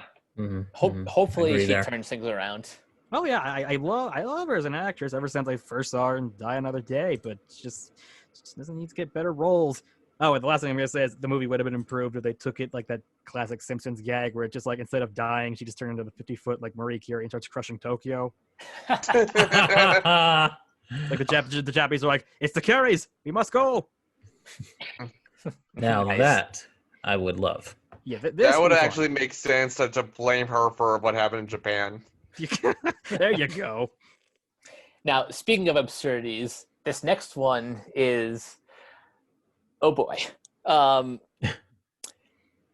it's an American Pickle, an HBO Max original, and it stars Seth Rogen as both Herschel Greenbaum, a Jewish immigrant who finds himself preserved for 100 years in pickle brine in New York, and he also plays his great grandson Ben, who he meets once he's awakened in modern day New York, and the movie is it's weird. It's partly like a standard Seth Rogen comedy, but it's also a really heartwarming film about family. about this is tradition. honestly one of the biggest surprises of the year.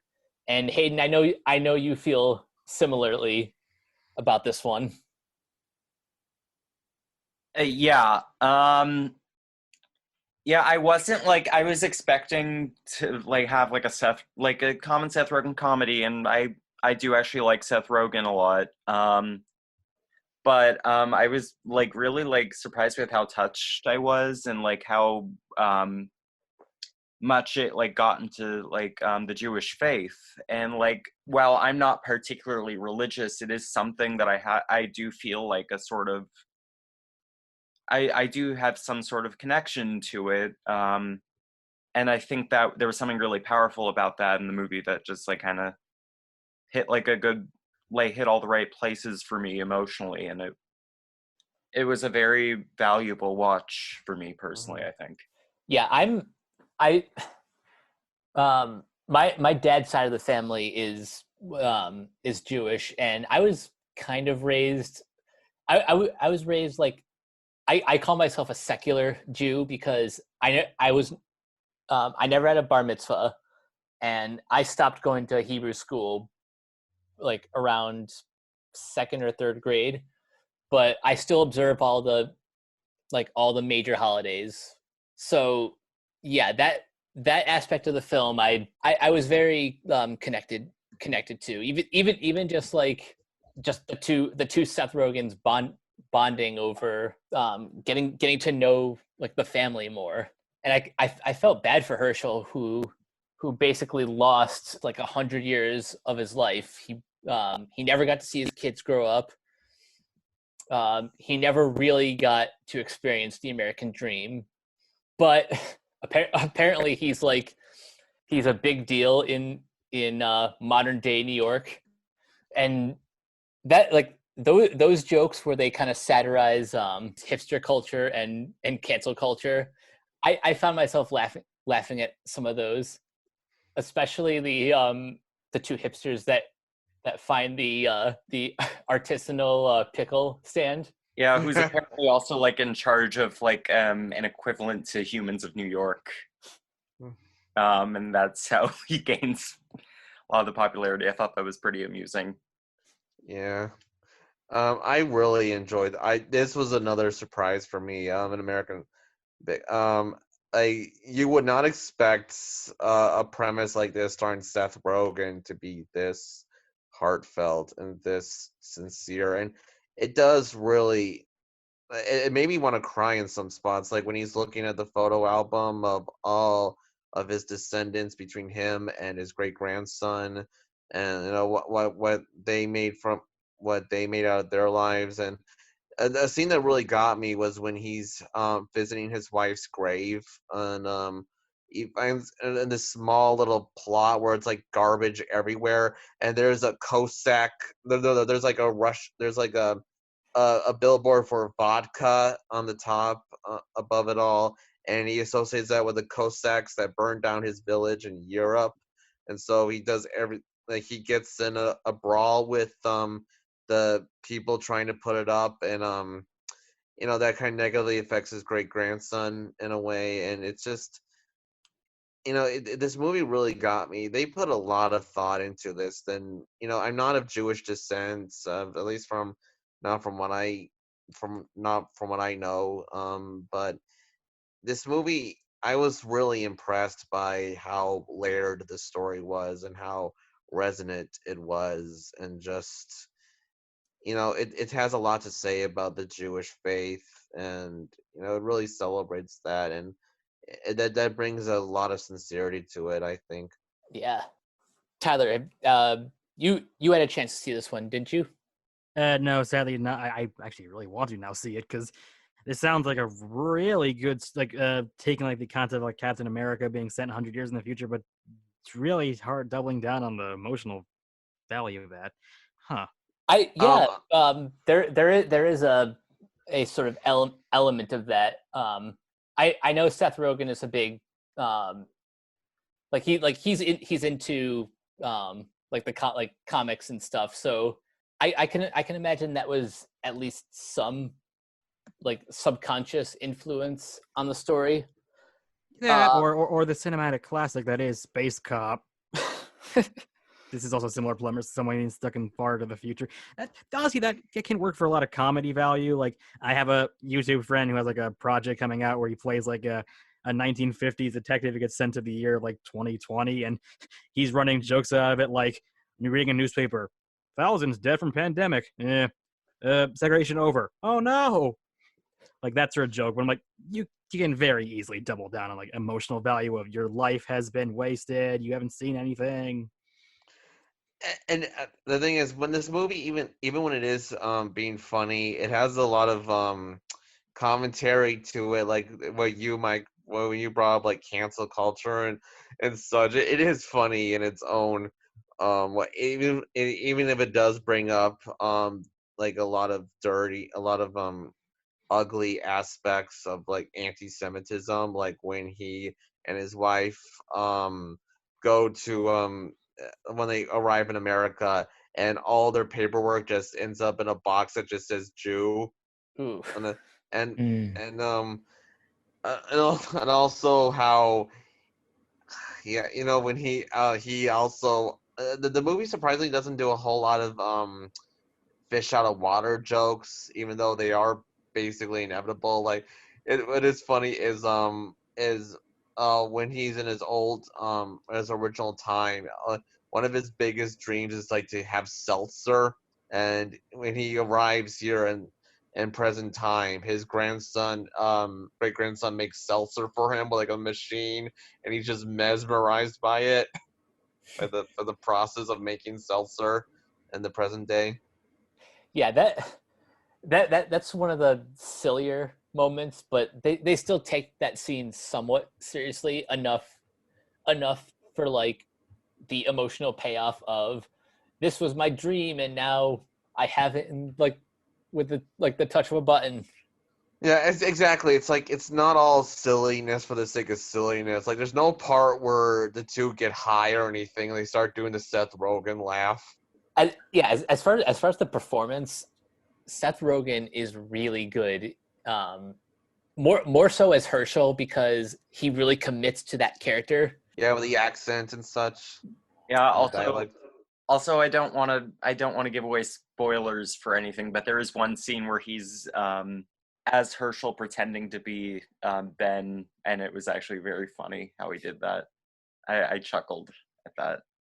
Something I learned a few weeks ago was when they were filming this movie, Seth didn't want to wear like a fake beard at all, so they filmed all of the Herschel stuff first, then they shot the Ben scenes, just so he could have like the authentic beard.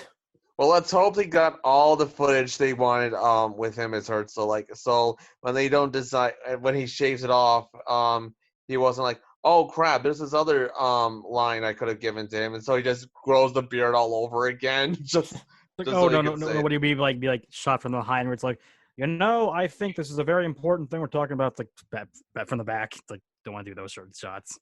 Yeah. Really obvious ADR. Yeah.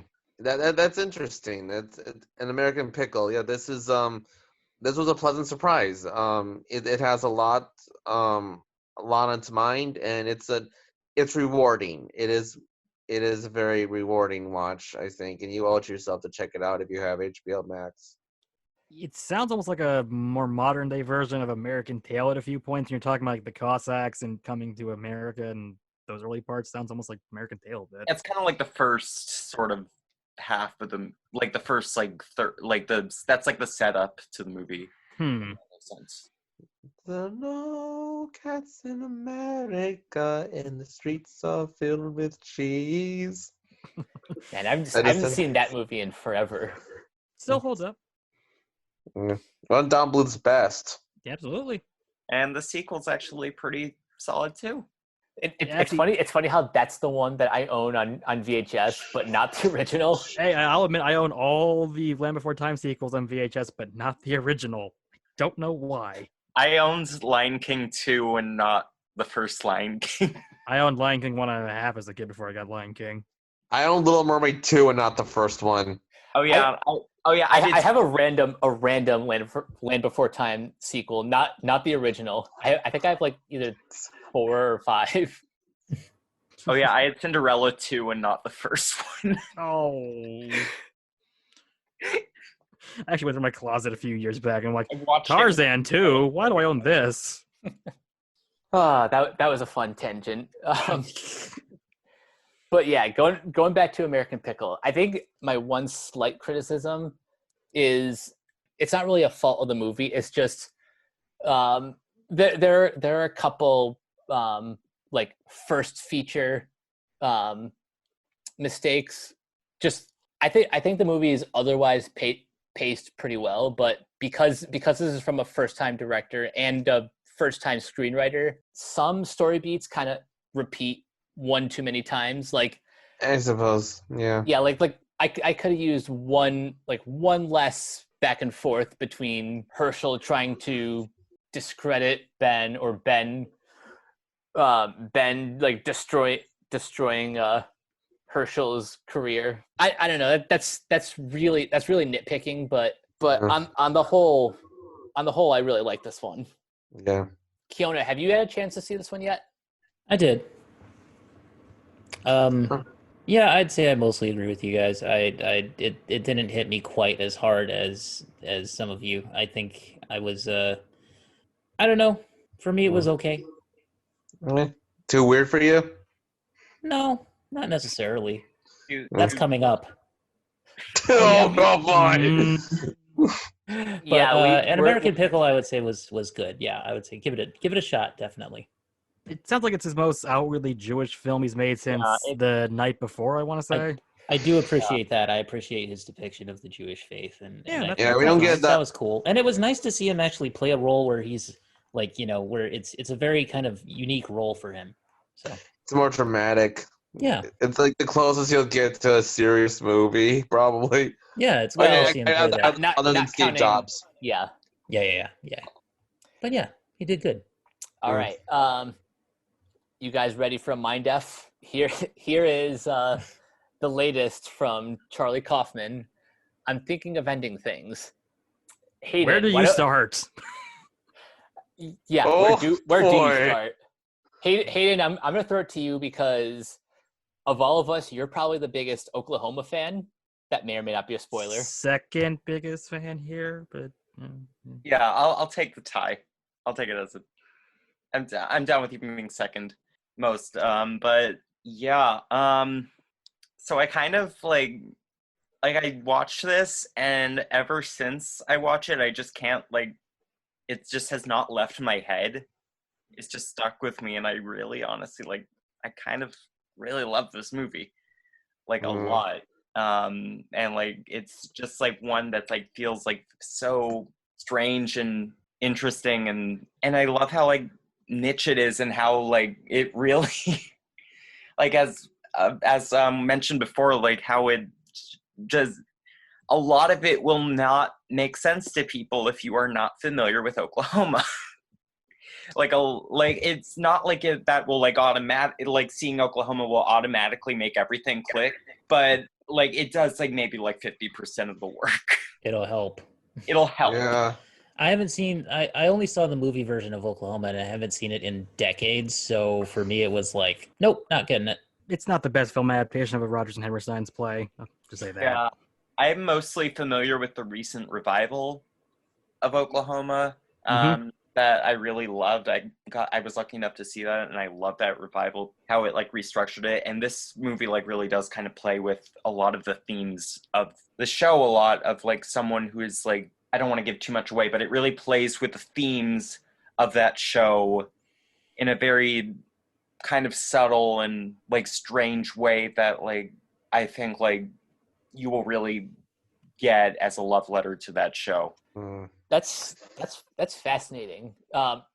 Now, I should also point out that this movie is based on a 2016 novel by Canadian author Ian Reid.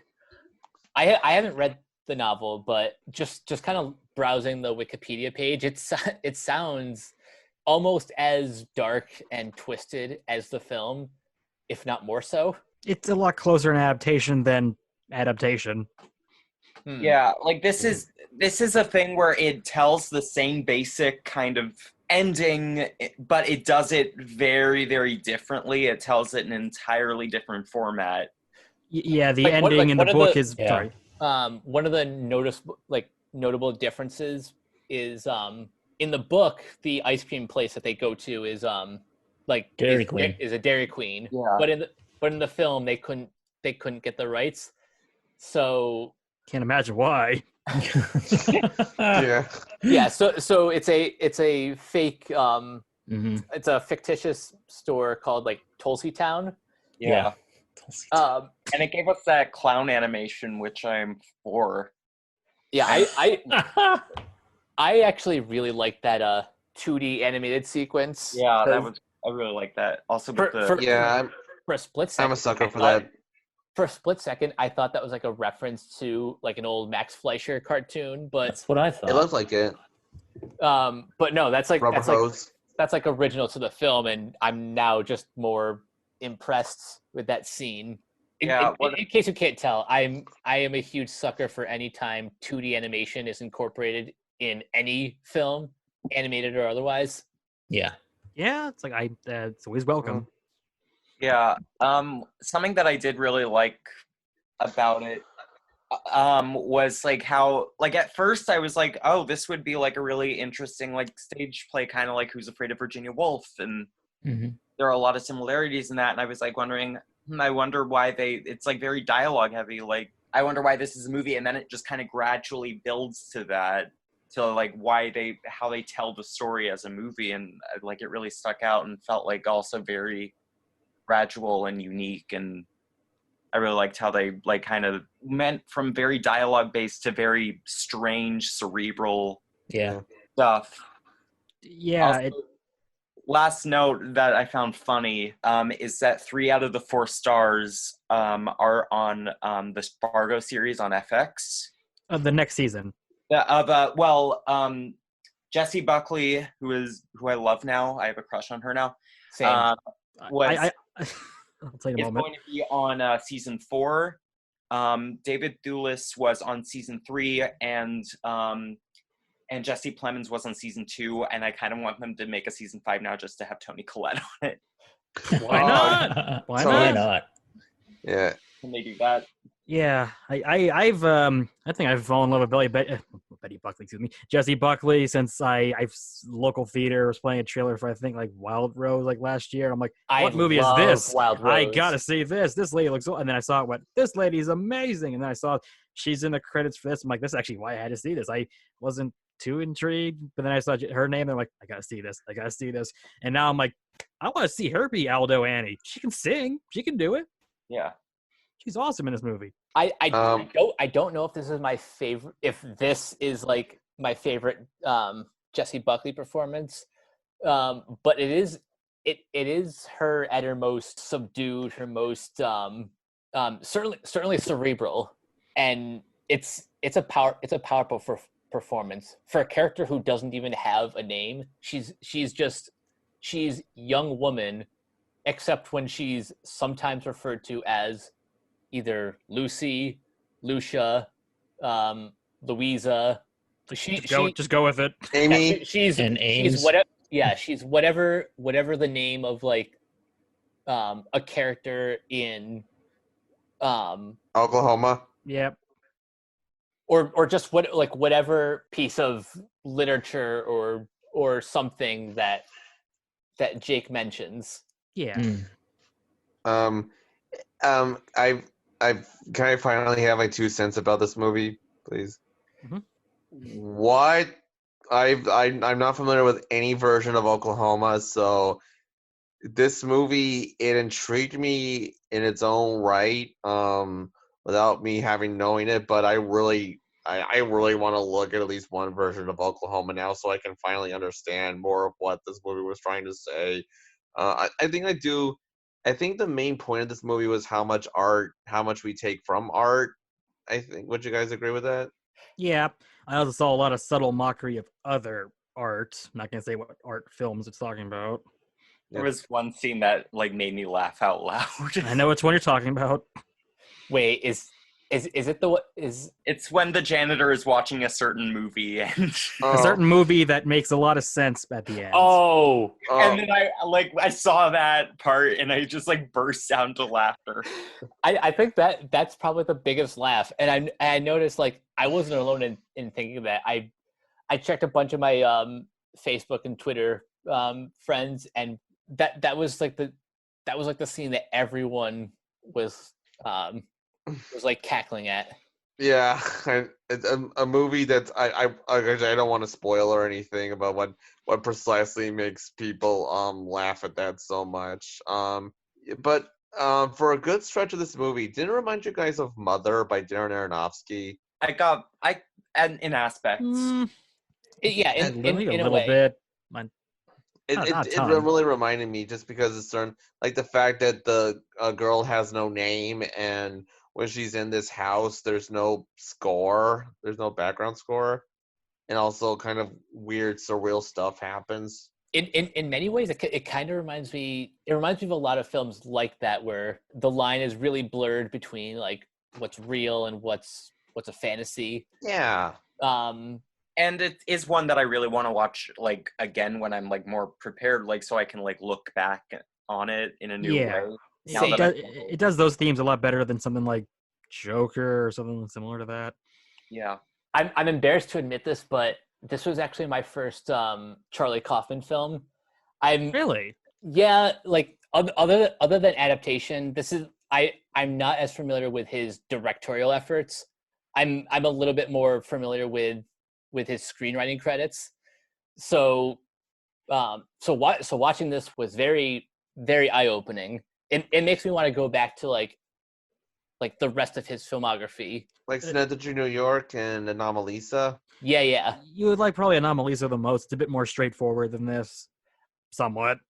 Yeah. I really want to compare that, like, see how this holds up to Synecdoche, New York, because even though I haven't seen that, I'm familiar enough with its structure, like, and how very loose the sense of time is. So that was another thing I kind of picked up on, how this movie really kind of plays with time and memory.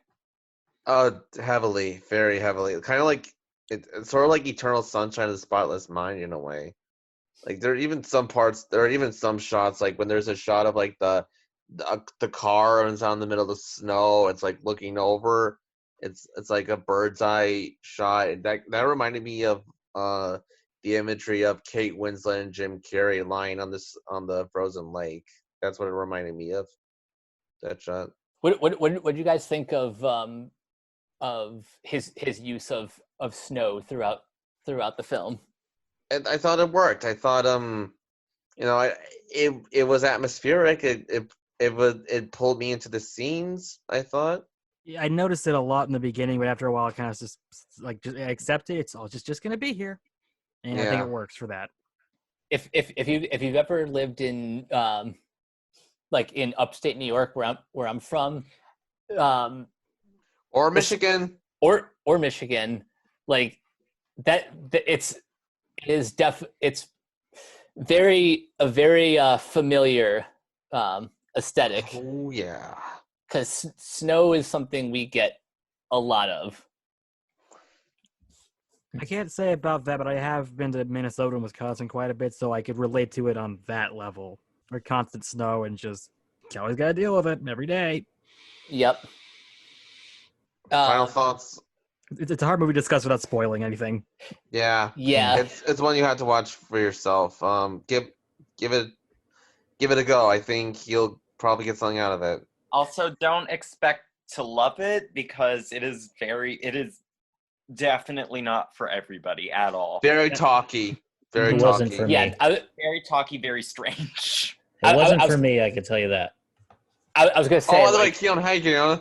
Oh, yeah, sorry. No, it wasn't for me. I was bored out of my mind. I can see that.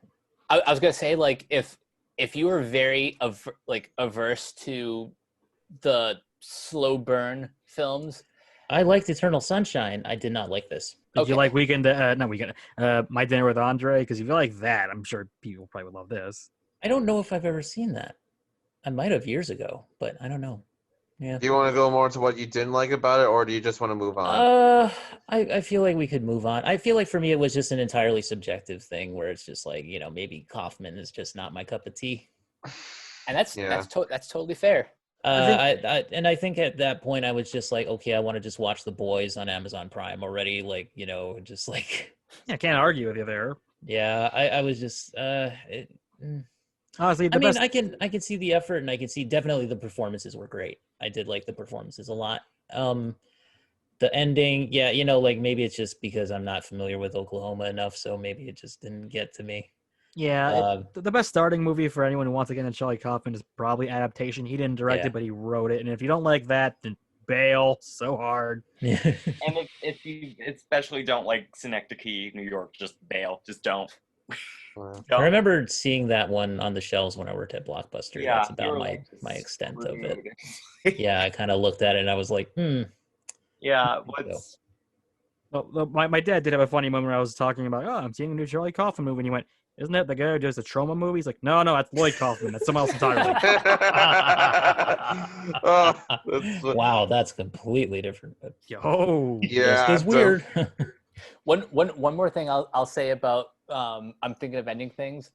If this movie were to come out like 10 years ago, I could definitely see Philip Seymour Hoffman in the Jesse Plemons role. Yeah. Oh, yeah, I can totally see what you're coming from. Absolutely. That's something I had in the back of my mind as I was watching this. Like I think Jesse Plemons is almost inheriting like that sort of Philip Seymour Hoffman vibe. Yeah. Well, we'll know if he's ever in a Paul Thomas Anderson movie.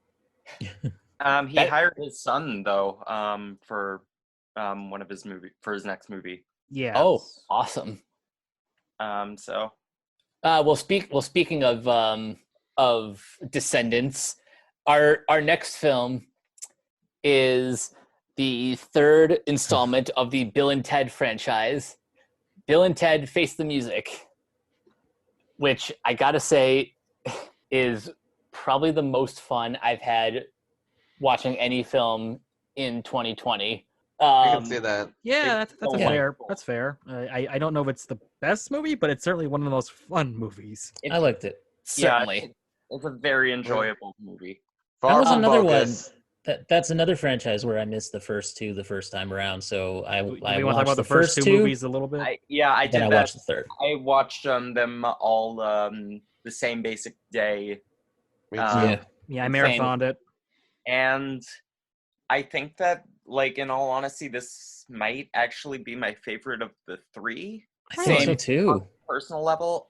And I enjoy all of them for different reasons, but I think this one was the one where I was like really just so into it, and like I just really I just loved it, and also Samara Weaving and more of her and everything, please. Yes, please. Yes. The reason why I love Face the Music the most out of the three is because, for one thing, I love how this is like the first film to really put music at the forefront instead of it being mostly relegated to like the background.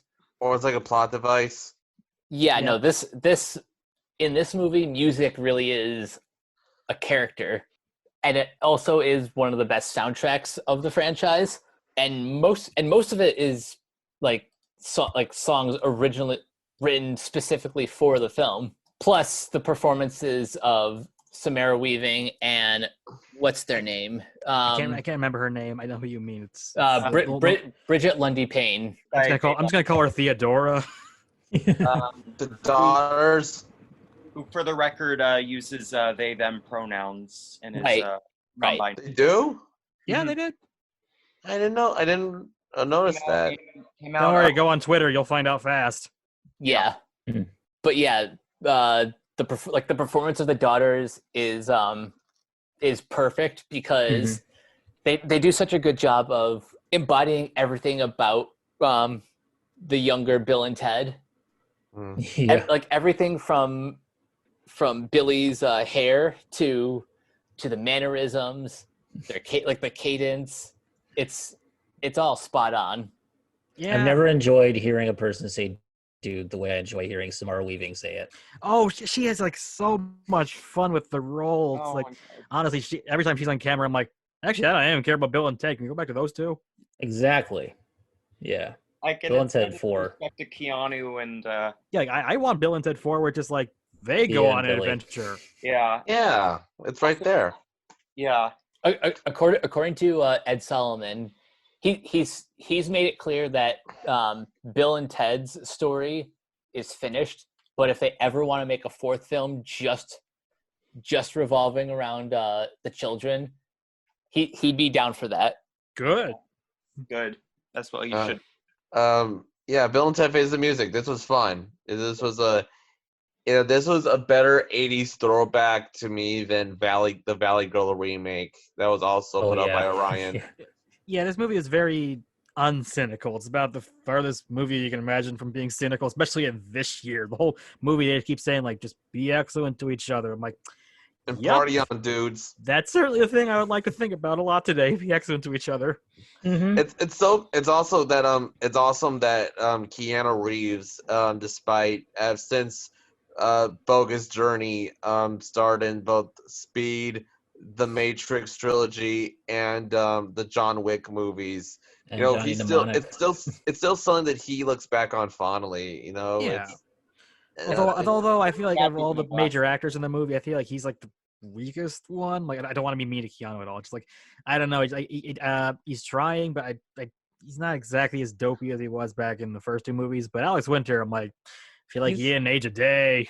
I feel like Keanu Reeves is just too cool now. Yeah, Yeah. that's also true. yeah. Like he can't play the dorky outsider anymore because he's not. You just know, love him he's too just much John Wick now. for Um, everything but Keanu.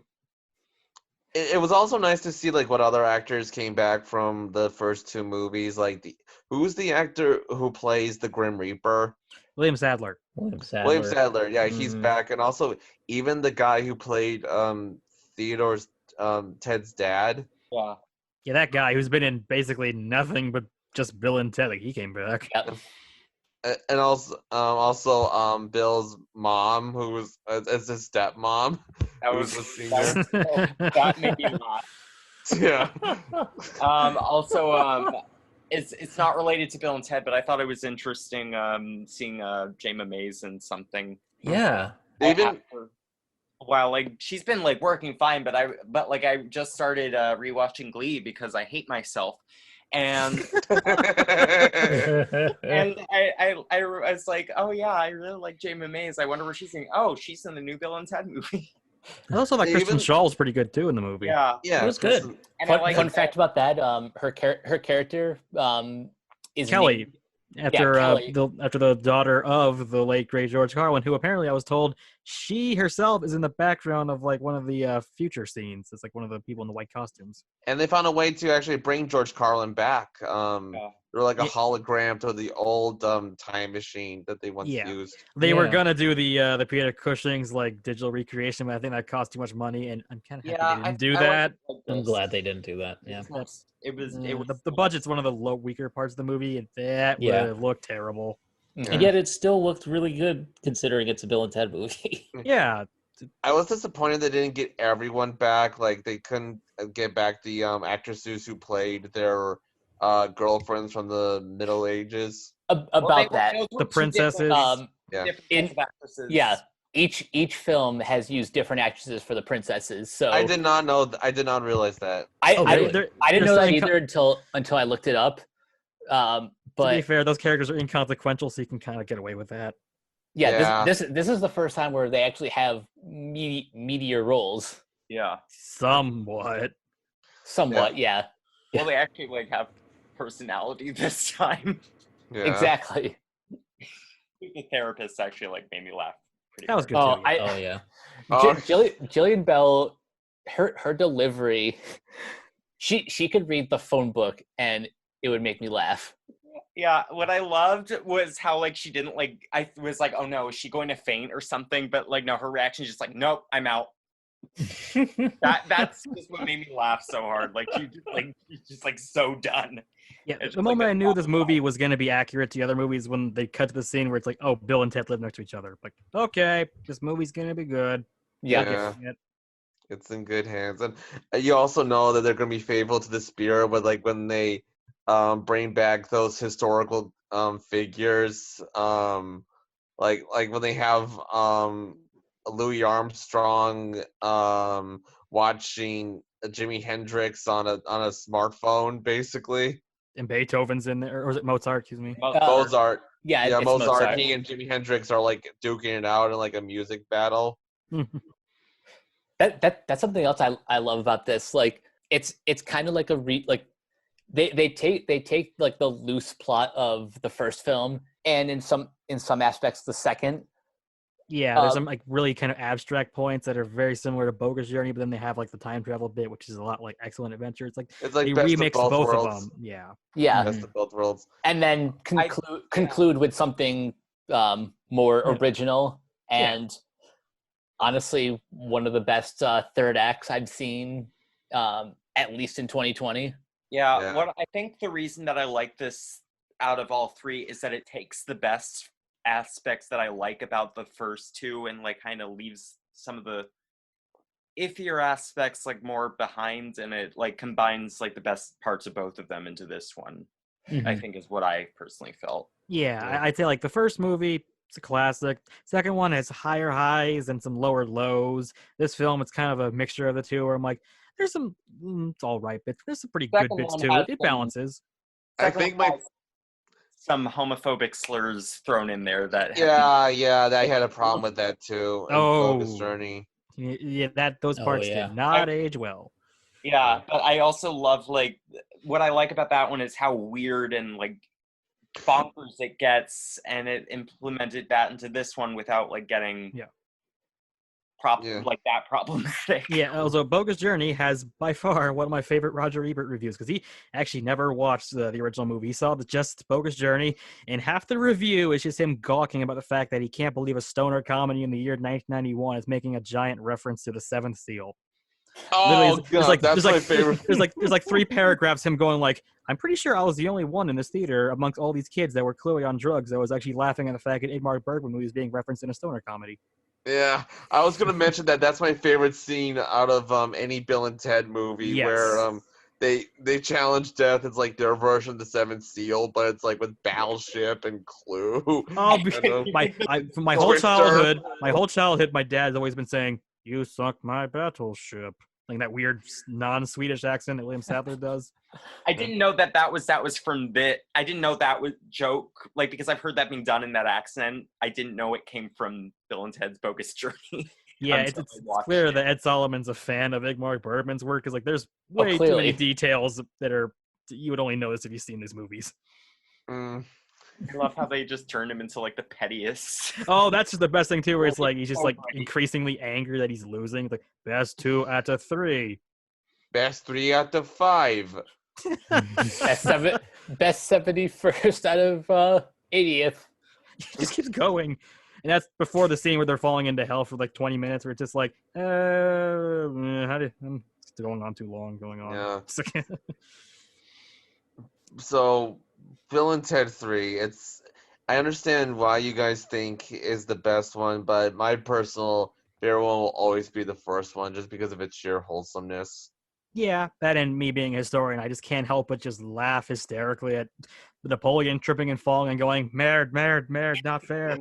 Or was it like the drummer from I think like the Go-Go's is Joan of Arc, or the part where also the telegram girl in Clue. I just thought I'd throw that out there. What was my favorite visual gag? Oh, it was Sigmund Freud. He's talking about psychology, and like his corn dog starts lowering like it's a dick. It's great. Oh, I didn't notice that. Wow. Hey, or when they Socrates, which is actually a closer pronunciation than we usually do in America. How is it pronounced? In Greece, it actually is Socrates, but America we call Socrates. Oh.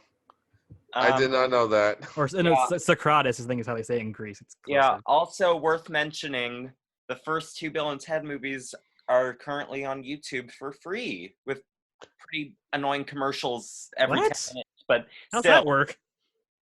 They put it on YouTube for free with like an ad for the third one, and there are like commercials every 10 minutes. So make it that what you will.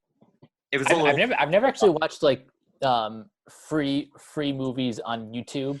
There's only one movie I've ever seen free on YouTube, and that was the third Beauty and the Beast sequels for free on YouTube, probably because Disney could not give less of a damn. I think the first Terminator movie is on used to be on YouTube, but it's like the TV edit. So we don't get to hear him say, "Fuck you, asshole." Or I think most of the movies you can get for free on YouTube are just from like MGM or Lionsgate's back catalog. Just like Happily Never After, for instance. Oh, that classic. Oh yeah, that was the thing that happened. Like All Dogs Go to Heaven. And... Oh yeah, that also had George Carlin. Didn't that also? Yes, Happily Never After. Did. George Carlin's last couple movies are full circle. And Tarzan 2. He was in Tarzan 2. It's like, first thing, kid, we're gonna talk about this new career. Oh my god, why are you in George? And when we talk about Mulan, we're somehow gonna start talking about Thomas the Tank Engine. I'm sure. Also, Good Cars. Lord. His last film was, I think, Cars 1. He's the stoner hippie van. Of course he is. Yes, it's. I George. miss George Carlin. I know. It was so funny. A lot of people tend to say it's like, man, he would love or hate today's politics. Like, I don't care about that. I just want to hear his observations. Like, some of his best humor for me was not even like the politics or the swearing. It's observational humor, like baseball versus football. Like, that's just observational humor. It's also, great. George Carlin was like, he was pretty left-leaning. Like, yeah. All the like reactionary people, right-wingers- like, you wouldn't really agree with you as much as you think.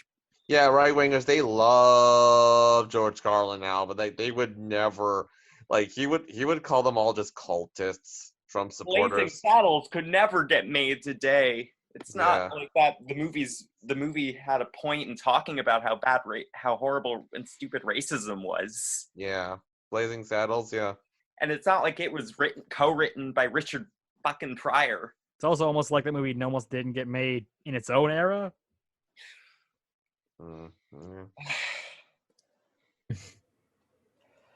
So final thoughts on Bill? Bill and Ted. Yeah, Bill and Ted. So final thoughts on Bill and Ted. All I have to say is just watch it and then watch the other two and then watch that one again. Yeah, I'd say like, okay, first off, I'd say watch it from home. It's not the sort of movie you actually need to watch in a theater. It's not. Yeah. Why would you when you can just watch it at home? Yeah, it's like it's a nice movie to watch in these times. Also, I recommend watching it with friends who either have seen the first two movies or have not seen it, and you're just watching their reaction. Also, it's a good movie to introduce someone if you've never seen Samara Weaving in anything. Although you should have seen her in Ready or Not. Well, that's actually not the first time I ever saw her or anything. The first time I saw her or anything, I think, was like that one episode of Ash vs. Evil Dead she was in, and I just kept going like, she looks a lot like Hugo Weaving. Oh, that's her niece. First time I ever saw her was in Mayhem. Oh, wow. She was in Mayhem? Yeah. Oh, yeah, she is. Yeah. My first time was probably The Babysitter? Ash vs. Evil Dead, but before that she was in 3 Billboards Outside. Oh. Wait, was she in 3 Billboards? Really? I don't remember her in 3 Billboards. I'm trying to remember which. She was. I think she was the assistant lady. You have to go rewatch that movie. Same. Penelope. Oh, I think I know. It's a minor role. Yeah, it was a minor role. But yeah. Oh, I know she's getting popular, but I think it's because a lot of people are pointing out she looks a lot like Margot Robbie in the same way that Jessica Chastain looks like Bryce Dallas Howard. Yeah. Oh, she was the ditzy girl. Yeah. In 3 Billboards. To be fair, personally, I always do have to kind of remind myself every so often that no, Margot Robbie was not in Ready or Not, because the poster, she really looks like her. It does, yeah. And also the girl in Sex Education that looks an awful lot like both of them. Yeah. That one too. I thought for a second that was Theo in Face the Music, but no, it's Samara Weaving, and she's great. Mm-hmm. All right, are you guys ready for the big one? The most fun thing to talk about at the moment. Yeah. Band-Aid off. Yeah. Let's end this off on a a note. Mulan, 2020. Yeah, A, just like I'm thinking of ending things. Where does one start? But they don't mean that in a positive way.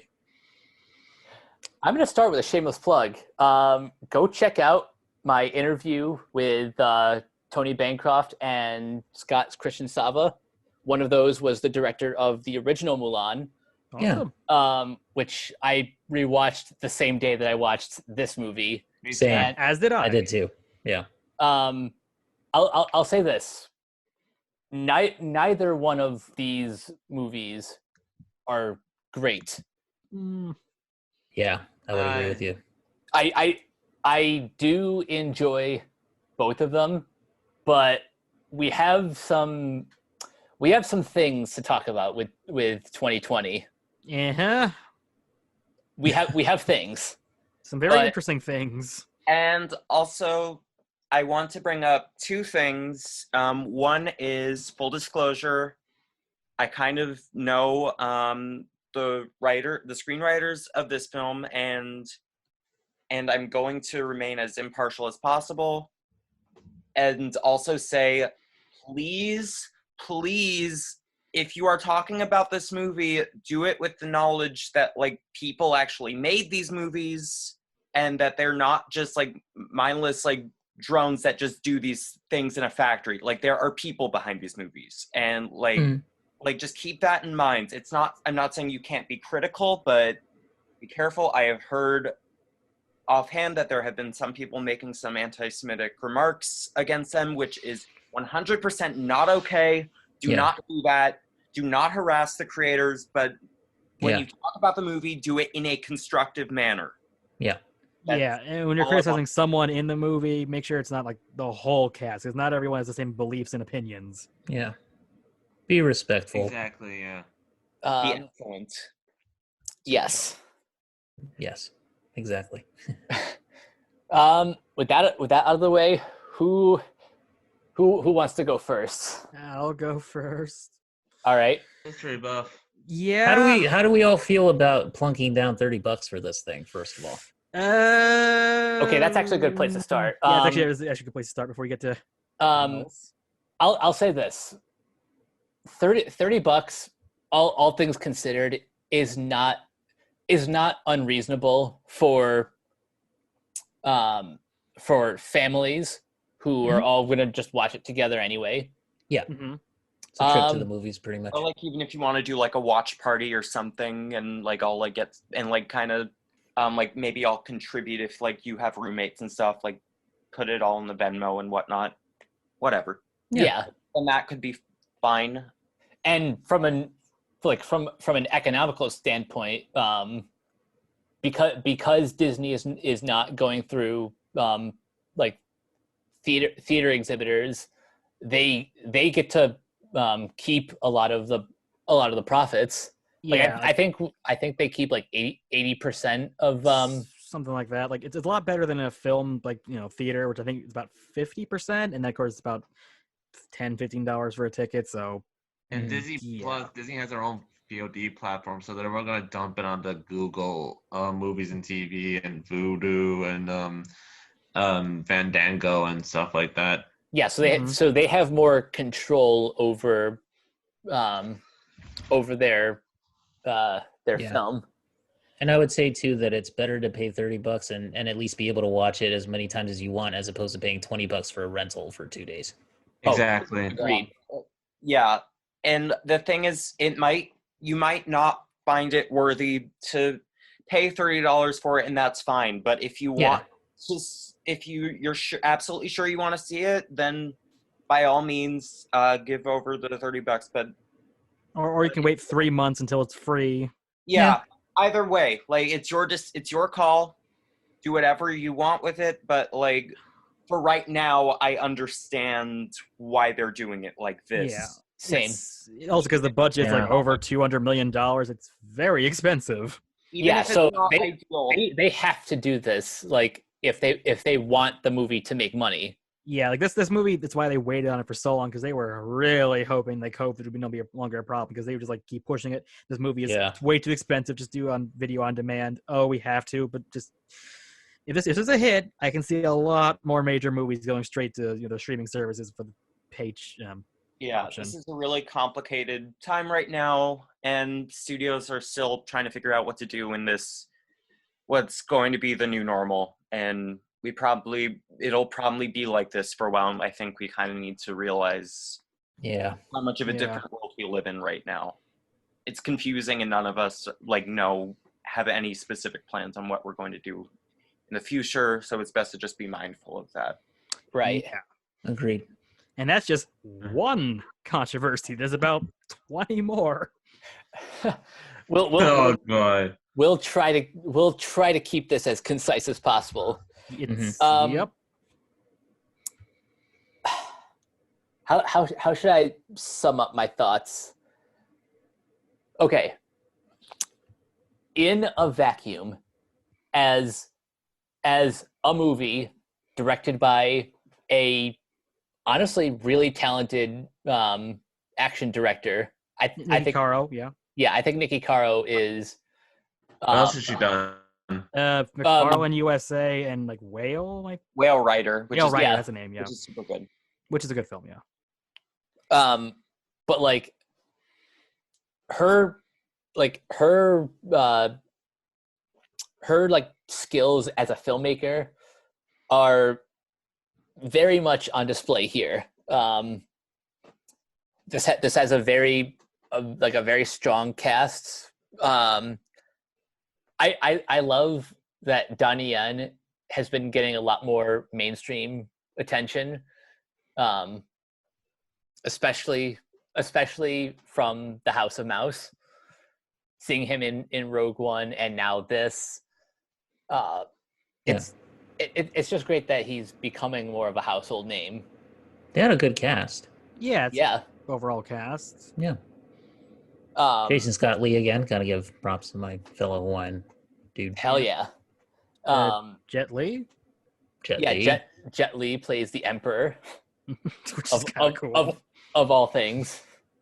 There's an awesome cameo at one point. I won't tell you. I was just gonna bring it up. Yeah.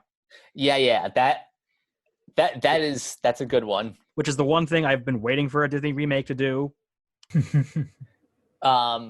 I really enjoy the cinematography. There's some gorgeous shots. Throughout. It's probably the most well shot of all the remakes, I'd say. Yeah. I'd say that and Pete's Dragon are like really, really well shot. Yeah. And Christopher Robin. Yeah. If you count that, yeah. Just in general as an action film / war epic, it works in that regard. The problem is when you look at this holistically. Not just that it's not just that it's a very Western. Yeah, it's a very Western production of a famous Chinese ballad. Particularly American, a very American view of Eastern culture. It's not as Americanized as the original film, but there's definitely some influence still there. Yeah. I say Western because a lot of the crew is from Australia. Like there's a lot of Australian people behind the camera. Yeah, in front of the camera it's predominantly Asian, but behind the camera it's a little different. And the director is from New Zealand, so. Mm-hmm. Mm-hmm. Yeah, so it to call it American would be a little inaccurate, but it's still very Westernized, and it's definitely by a lot of creatives that are white. Yeah, and I don't want to say they're like that. I don't want to call insult them or anything, but maybe it really would have been a better choice to have actual Chinese creatives behind this film in particular if they wanted it to be Authentic. like more authentic. And But then that leads into other problems if it was nothing Yeah. but China released. Yeah. Yeah, it's a mess. Yeah, it's the Washington Post may have said it best, where it's like, this is probably the most controversial Disney film since Song of the South. Oh, really? That far? I mean, I'm trying to think of something that's more controversial, frankly. No, you're pretty much on the money.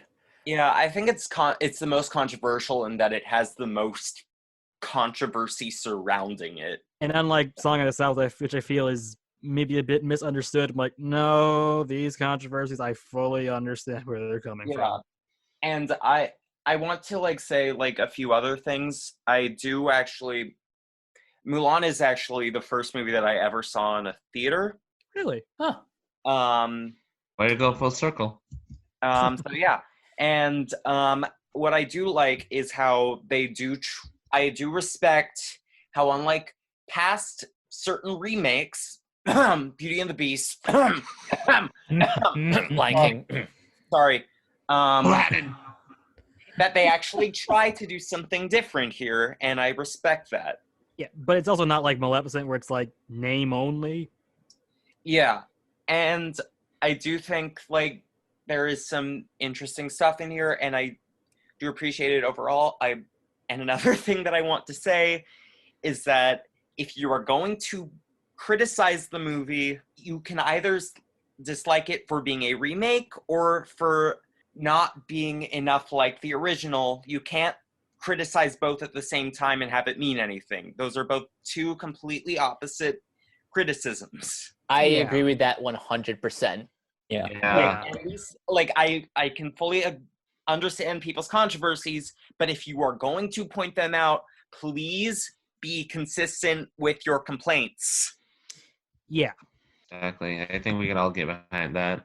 Like, as a remake, it kind of reminds me most of the 2015 Cinderella remake, which was not an uber faithful remake of the 1950 film, but was faithful enough that you can definitely see it's a remake of that instead of just a general remake of a fairy tale.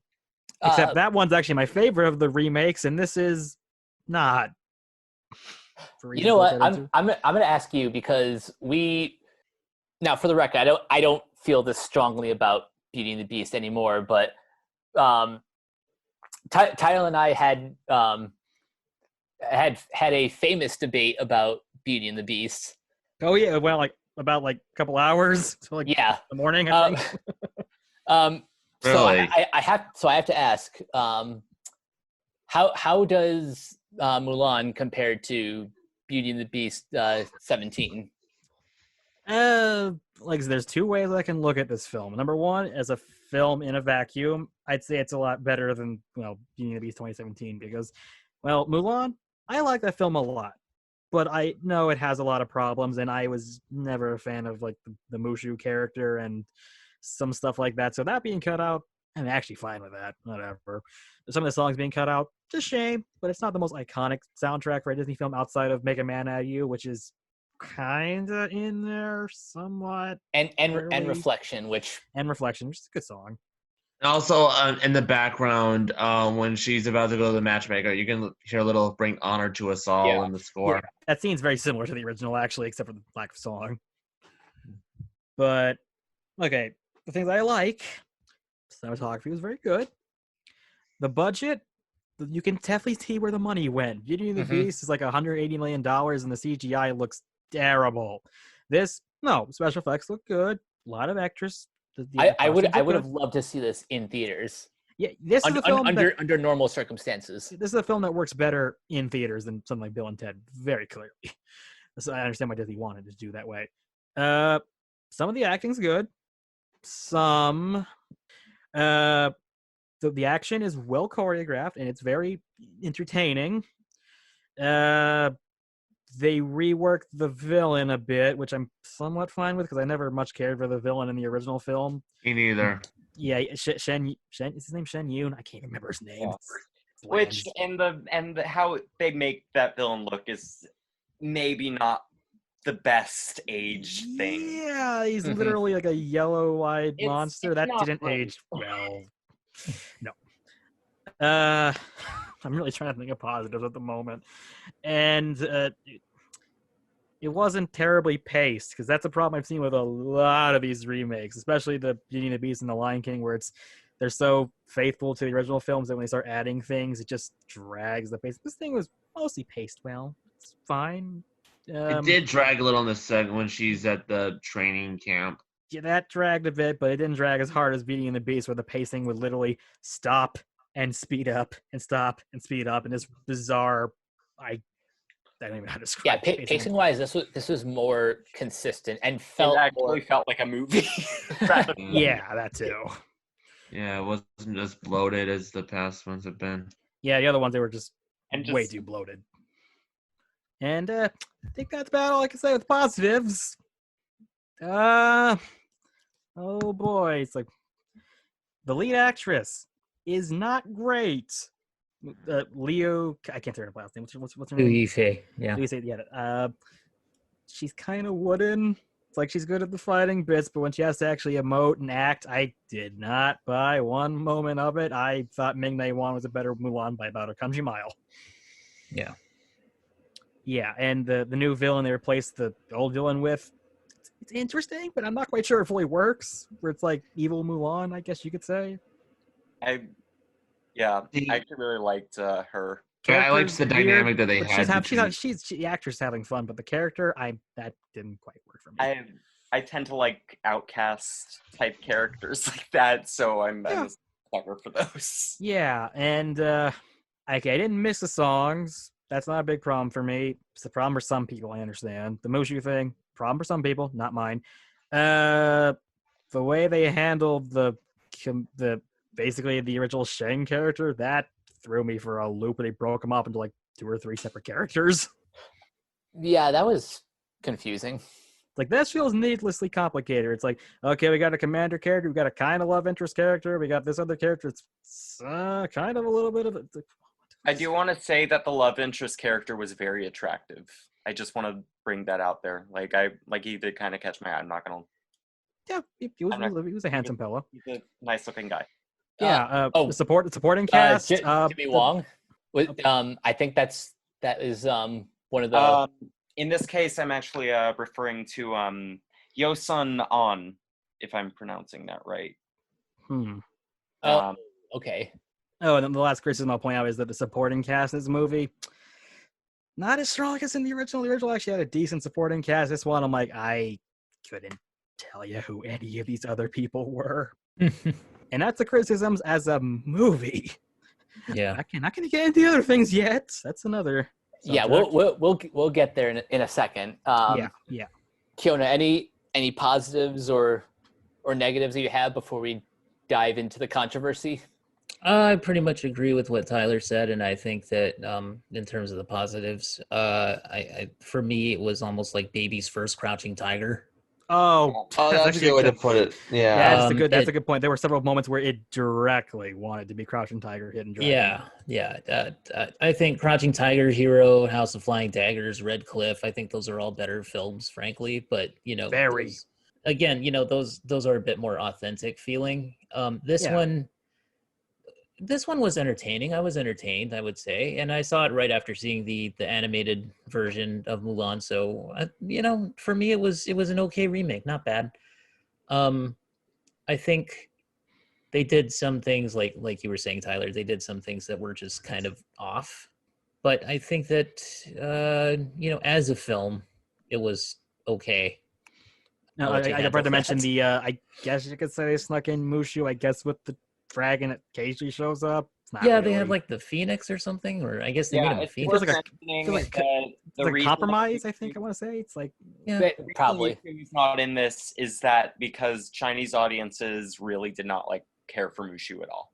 Yeah, I can get that. I could see that.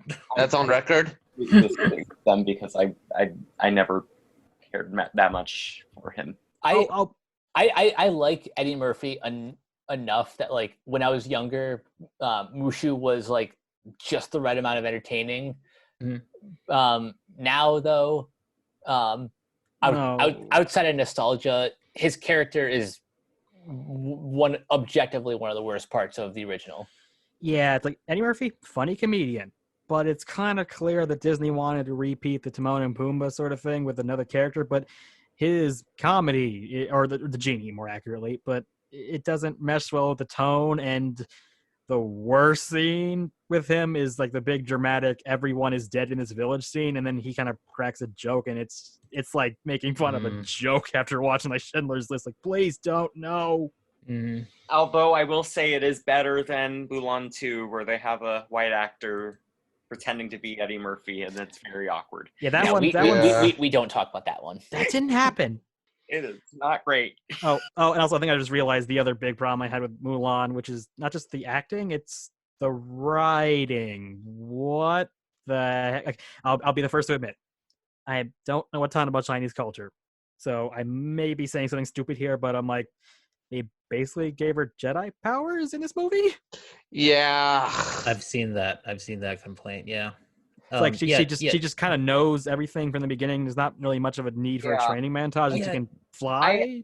As a comparison to Mulan, as I was fine with them doing that, because I do kind of relate to like that thing of like where a character is seen as an outcast for something that they have within them, and they need to learn. They're trying to be appreciated for that.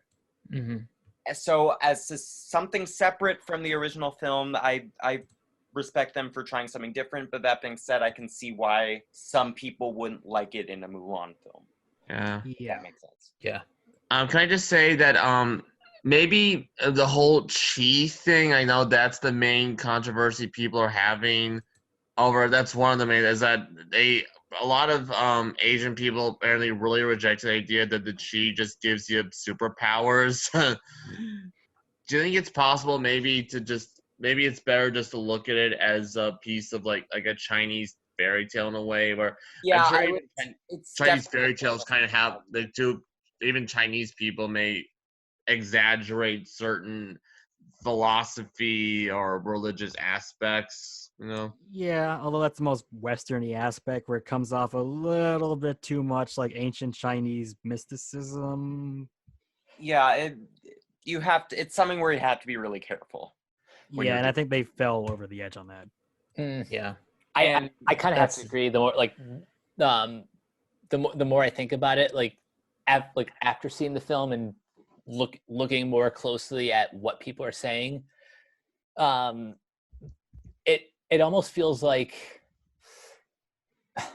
their use of Qi was kind of a crutch as opposed to just kind of leaning further into like the theme of Mulan, maybe just having a natural born instinct to protect her family, and like I don't know, it's because I'm not Chinese, I don't really know what I can or can't say like that would be more appropriate to tell the story. I just know that the way they handle it almost seems like the details they added kind of missed the point of what made the first film so impactful, and also the original story is not as, it's not as Star Wars as this is. Yeah, I don't know the legend, or I don't know, like, I'm not like Chinese, but I am Chinese American, part Chinese. So like, I can tell you one thing to paraphrase Han Solo: that's not the way Qi works. Yeah, I actually kind of think that's probably what they would think if they saw it depicted like that. Guys, what do you? I'm sure a lot of people are saying that they kind of made Mulan to a Mary Sue. Would you agree with that? Kinda. I don't want to Total? fully go I in don't that want to say that direction. Totally, or you know. been ruined by all the wrong Yeah, people. they made her Yeah. less struggle through adversity compared to the original character, and they made her a Yeah. lot more powerful. I don't. He's an I'll- aspirational character, I would Yeah. say, which I don't think there's anything wrong with personally. Yeah. Yeah. Like, believe me, that's not a problem with the movie personally. Yeah, I don't think so. I just think that they could have shown her attain her strength and her power through hard work and stuff She like that. does But they have were a- kind of going the fantasy route here. She kind of goes through like her own moral. She she just kind of. Let me start over. She does kind of have her moral dilemmas in it, like when she's basically lying to everyone else in the camp. Which, by the way, in this one, I cannot believe how anyone can be fooled that she's a man. Okay, Yeah, like, I can't didn't believe wanna that bring either. that up, but, Can't uh, believe that. why? And like, It has here, a like, it has a woman that can turn into a hawk. I'm willing to let Yeah. that go. Suspension of disbelief, but realistically, freaking Penelope Cruz and Pirates 4 look more like a man. yeah. If I can give my own more holistic thoughts about this movie, I really enjoyed it at first. I liked the more consistent tone it has to it without Mushu and without the cricket, and yeah, I liked how it approached. It gave it more of a seriousness and the kind of drama that a war movie kind of demands. I liked the part where she's confronting the bird woman near like the volcanic area of the mountain. And I liked the battle scenes. I liked how in the end we actually saw the matchmaker's reaction to Mulan saving China. That I was thought we could have used that in the original one. That Yeah, was actually, funny. yeah, I could have. I loved Christina Aguilera's second version of Reflection. Yeah. I even never- like that new song that they put up front. Yeah. I never liked the original version of Reflection by Christina Aguilera. I always thought the better version was the Lea Salonga version. Mm-hmm. I agree that one's better, but I have a soft spot for Christina Aguilera. I know. I have a soft spot for some of those dumb like pop For covers in the Ex-Tina. credits. I think the people that are complaining about like the well, I don't know if I want to spoil it, but you know how like she could kick a spear out of the air and it would just land perfectly. Yeah. I think that the people that are complaining about that have never seen like a Chinese martial arts film ever. Oh yeah, they would not like Crouching Tiger, Hidden Dragon, where they're just floating. And not just that, but also there was a Jet Li movie that he made with Michelle Yeoh that was called The Tai Chi Master, and that was the American title. And Like, like, one that kind of wish that Michelle Yeoh was in this somewhere because she. same. I wish she actually had been like the mirror Mulan character. Yeah, that would have been cool. But like, in that movie, it's like it's Yuen Woo Ping who did the fight choreography for The Matrix and stuff, and he did it for that movie as well. And they kick like bow staffs, like wooden staffs. They kick those to each other. They kick them around in the air, and I mean, like Iron Monkey, that movie that came out a long time ago. Like with Donnie Yen, that movie had people throwing papers in the air and they were kicking papers to each other. I mean, like seriously, like also like there aren't like there are less like, if I'm speaking correctly, there are less cuts in those films than there are in something like this, so it flows a lot better. And but I mean, I'm just saying that like the people that complain about her kicking a staff out of the air, they Like I said, it's best to see it as kind of like a fairy tale in a way. that's the fantasy aspect. And if you're getting into like the historical aspect, like, oh, don't do that, please. Yeah. Like the original legend of Hue Mulan is like 300 AD. And I think she was actually kind of Mongolian, actually. And like, just don't think about it. Yeah, if you're going to be a stickler for history, the Ballad of Hua Mulan is not the place you want to go to. I think they are actually making a Chinese production of the Mulan legend as well. I remember There's a hearing different version of about it. that. Like, There already was one, I think, in 2009. Yeah, there already was. Yeah. There's They're making another one. There's a lot of Mulan movies if you look into it. Yeah. So Did Yeah. we talk about the controversy surrounding the actress? Yep. And also where this movie was shot. That's something I found out last night, and that's where I went like, Which oh one? no. boy. It's becoming harder and harder for me to admit I liked this movie. Yeah, Okay, yeah, we should talk about that. yeah. Who goes first on this one? You guys take it. I will just say that I don't want to assume for everybody. I don't want to say I know that she has made the lead actress has made controversial statements about it, but I do want to also say that I know she has family that lives there, and I want to be mindful that I don't know what's like fully going on in her actual life, that I don't want to risk her getting into trouble for that. But that being said, like, if you don't want to watch the movie for like what she has said, that is totally understandable, and I completely understand and respect that. Same with Donnie Yen. Yeah. Wait, what about Donnie Yen? Wait, what Yeah, about Donnie Yen? He's also expressed some pro-Chinese points of view in the last few months. Hmm.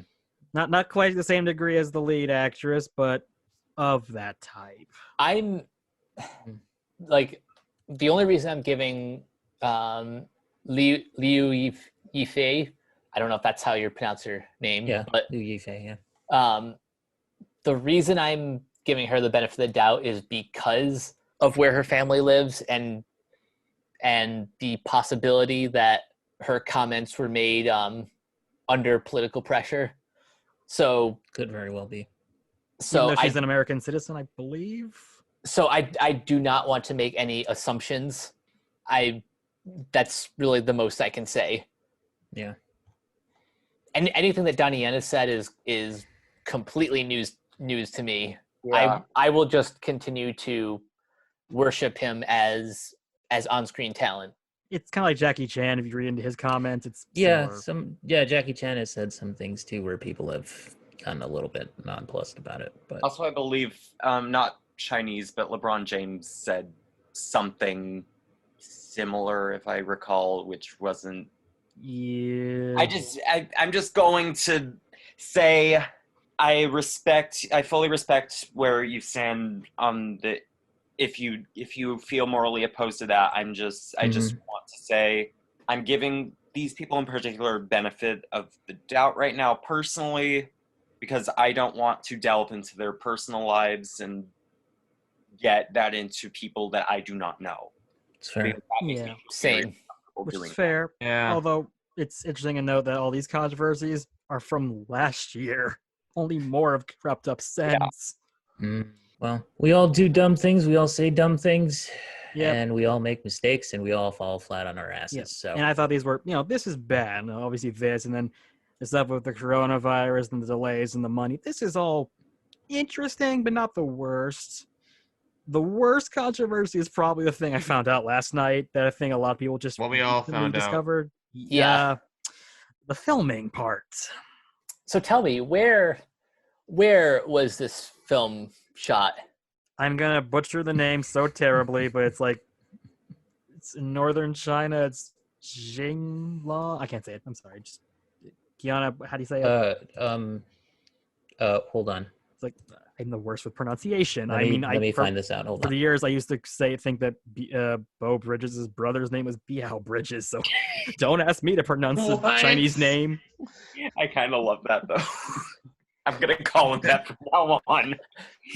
I'm gonna go up to him one day and be like, Mr. Oh. Breaches. Oh, it was filmed in the Xinjiang province. Xinjiang. That's it. Xinjiang. Yeah. And in that province, they Oh, have that ain't their good. camp there. Yep. Yeah. There's some things happening in There's Xinjiang things happening.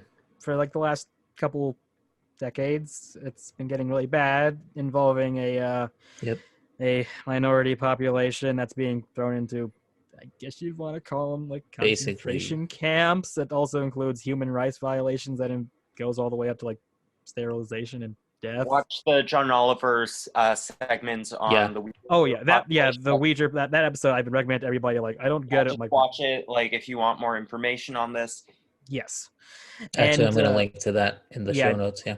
Yeah, it's a good recommendation. And the final kicker is that apparently in the credits, 4 culture centers are thanked in the movie, which really translates to propaganda centers, and even even the actual governmental part of the system that actually controls those camps is actually thanked in the credits of the movie. Yeah. See, Hmm. that This is what the kids call a bad look. Very Yes. bad look. And that kind of this kind of devotion to the Chinese government. There's a lot of subtext in the plot where she basically Mulan basically makes it her mission to defend the Chinese emperor. From invaders and enemies. Exactly. Mhm. Yeah, so all these controversies really color the plot of the movie. And I don't know the screenwriters if they did that intentionally or if that was forced on by editors. I don't know. You can read into it more than you probably want to when you start finding out these little connections.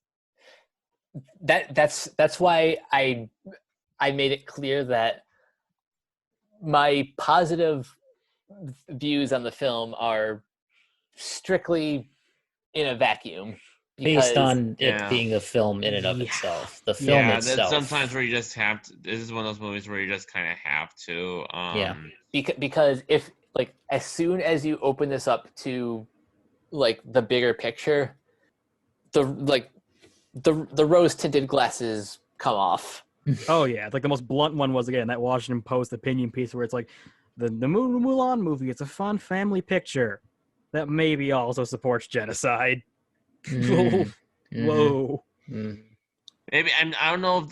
I think it might be a little too far to say that it condemns genocide. Maybe they just made some very short-sighted decisions when it came to producing it. Yeah. Yeah. I don't know. I don't know necessarily if the filmmakers had any malintents. I don't think so. Maybe they I were think just maybe- looking for that kind of environment. Just give them a bit of the doubt that maybe they just really wanted. They just really need the money for this. And Yeah, so I can't imagine that Nicky Caro woke up one day and felt like making a movie for the Chinese government that's okay with cultural Yeah. evasion. I don't think so. Yeah, I don't think so either. I don't know. The best we can do is give like the people directly involved in the filmmaking the benefit of the doubt. Yeah, Yeah. but like it's this controversy. I'm like, if you don't want to see this movie because of that, I get you. I get really it. do. Yeah, that's understandable. On a light note, can I really quickly bring this up that Mike Pence, when the original Mulan came out, This amazing. yes. So Oh, back in right. 1998, our current vice president wrote a really telling piece on But Mulan, not unexpected. and at the very end, he concluded it with, just like they eventually did for young Mulan, moral of story, women in military, bad idea. Oh, Call the movie liberal propaganda. Oh. Yeah, that's not to be unexpected from someone like him. Yeah. It's just very funny to look at that like and think, oh yeah, he has a lot of power. This guy has a lot of power right now. Oh yeah. And it's actually fun to look back at 1997-98 because the Disney Corporation actually was an enemy of China for a couple of years because they released the movie Kundun, the Martin Scorsese movie about the Dalai Lama. And I believe as a direct result, Mulan was not actually allowed to release in China until the Chinese New Year, which guaranteed it to be a flop. wow. Yeah, and this is in Disney War. Like everyone was like, Disney stands up for freedom of speech, but Michael Eisner is all the way going like, I didn't want to do that. I kind of hated doing that. And then for years afterwards, they try to cultivate a relationship with the Chinese government to make up for Kundun, and I guess this is what the fruit bore. It's messy. Everything about this is messy. Very much so. Yeah, very much so. It's like, there's been. On one hand, I could say this remake is like in the middle of the pack for the Disney remakes. From like, there's some I like, some I don't. It's all right. I maybe just forget about it in a few months.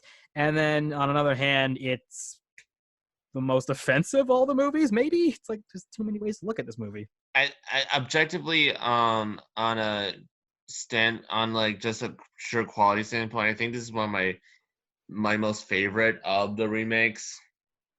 Just because I just like the style, I like the ambition, I like the like I said, I like the more consistent tone throughout it. I like how I like the artistic merits of it. There's a lot to really like this movie, as long as you're willing to look at just it as a purely artistic. I was expecting this my review of it for this podcast to be a lot more glowing, actually, but yeah, it's significantly less rosy than it would have been, at least. But I don't regret checking it out though when all is said and done. Yeah, I would rank it below like the Jungle Book 2816, but I would also rank it a lot higher than like Alice in Wonderland movies, the Maleficent movies, all these. I gotta pull out a chart to remember all these dumb remakes. Lion King. Yeah, Lion King. That's actually kind of near the bottom for me. Beauty and the Beast. Yeah, that's. You see, I don't know where even to rank all these remakes because so many of them just kind of blur together or just so similar that I'm like, okay, here's the tier of acceptability, and here's the tier where I'm like, I just don't care. This is above the I don't care, but it's also not great. Like I still stand by that. Cinderella remake is my favorite. I still don't know why, but I do. I'm going to say like what I think personally. For me, it's a perfectly serviceable 7 out of 10 for me. I guess, which is fine. It's fine for what it is. Makes some possible oversights that I don't disagree with any of the criticisms that I have seen necessarily. Yeah. That's fair. On Letterboxd, I gave it a 4 out of 5 because objectively, I think it's a well crafted piece of like action adventure entertainment. Yeah. And as Kiona put it, it's baby's first wuxia. Yeah. But as we've discussed, it's probably one of the messiest films in Disney's history, and unless I'm going back to revisit it for review purposes, I may not watch it again just willingly. Yeah, I don't. You think won't I'm feel gonna, comfortable. I don't feel comfortable watching it again. Yeah. And part of me kind of somewhat regrets paying for it now, but Unless Disney does some major explaining. I do not think they will. I think they're going to just stick their head in the ground and just act like you don't know what they're talking about. Yeah. I think the final thing I have to say about it is if this is a gateway movie for younger audiences to actually find other movies like Crouching Tiger, like Tai Chi Master, like Hero and Red Cliff, then that's a good thing. That's a positive, I would say. Because those are all great movies. Yeah. And that probably might be its biggest attribute, the most positive thing it will contribute to society. Yeah. Which is to make people watch better movies. Yep. Probably. Hey, More, everyone and Donnie Yen movies, movies. more little more culturally sensitive movies. I mean, the nice thing I say about Alice in Wonderland is it made me pick up the original book. It's like, yay. Yeah, this film I give like a 6 out of 10. It did not make me hate its guts on an artistic level like some of the more recent remakes. It's watchable. It's fine. I probably won't remember it in a few months, but it's serviceable as an artistic piece. All right. Well, before we head out, where can everyone find you guys online? Tyler, I'll start with you. All right. Well, at the moment, you can find me in a couple of different places. I occasionally do a podcast with like a friend that's in like the Animat community. It's a little podcast that I have like every couple of months called like the Peanut Butter Podcast. It's like a really rundown, just two friends talking about anything.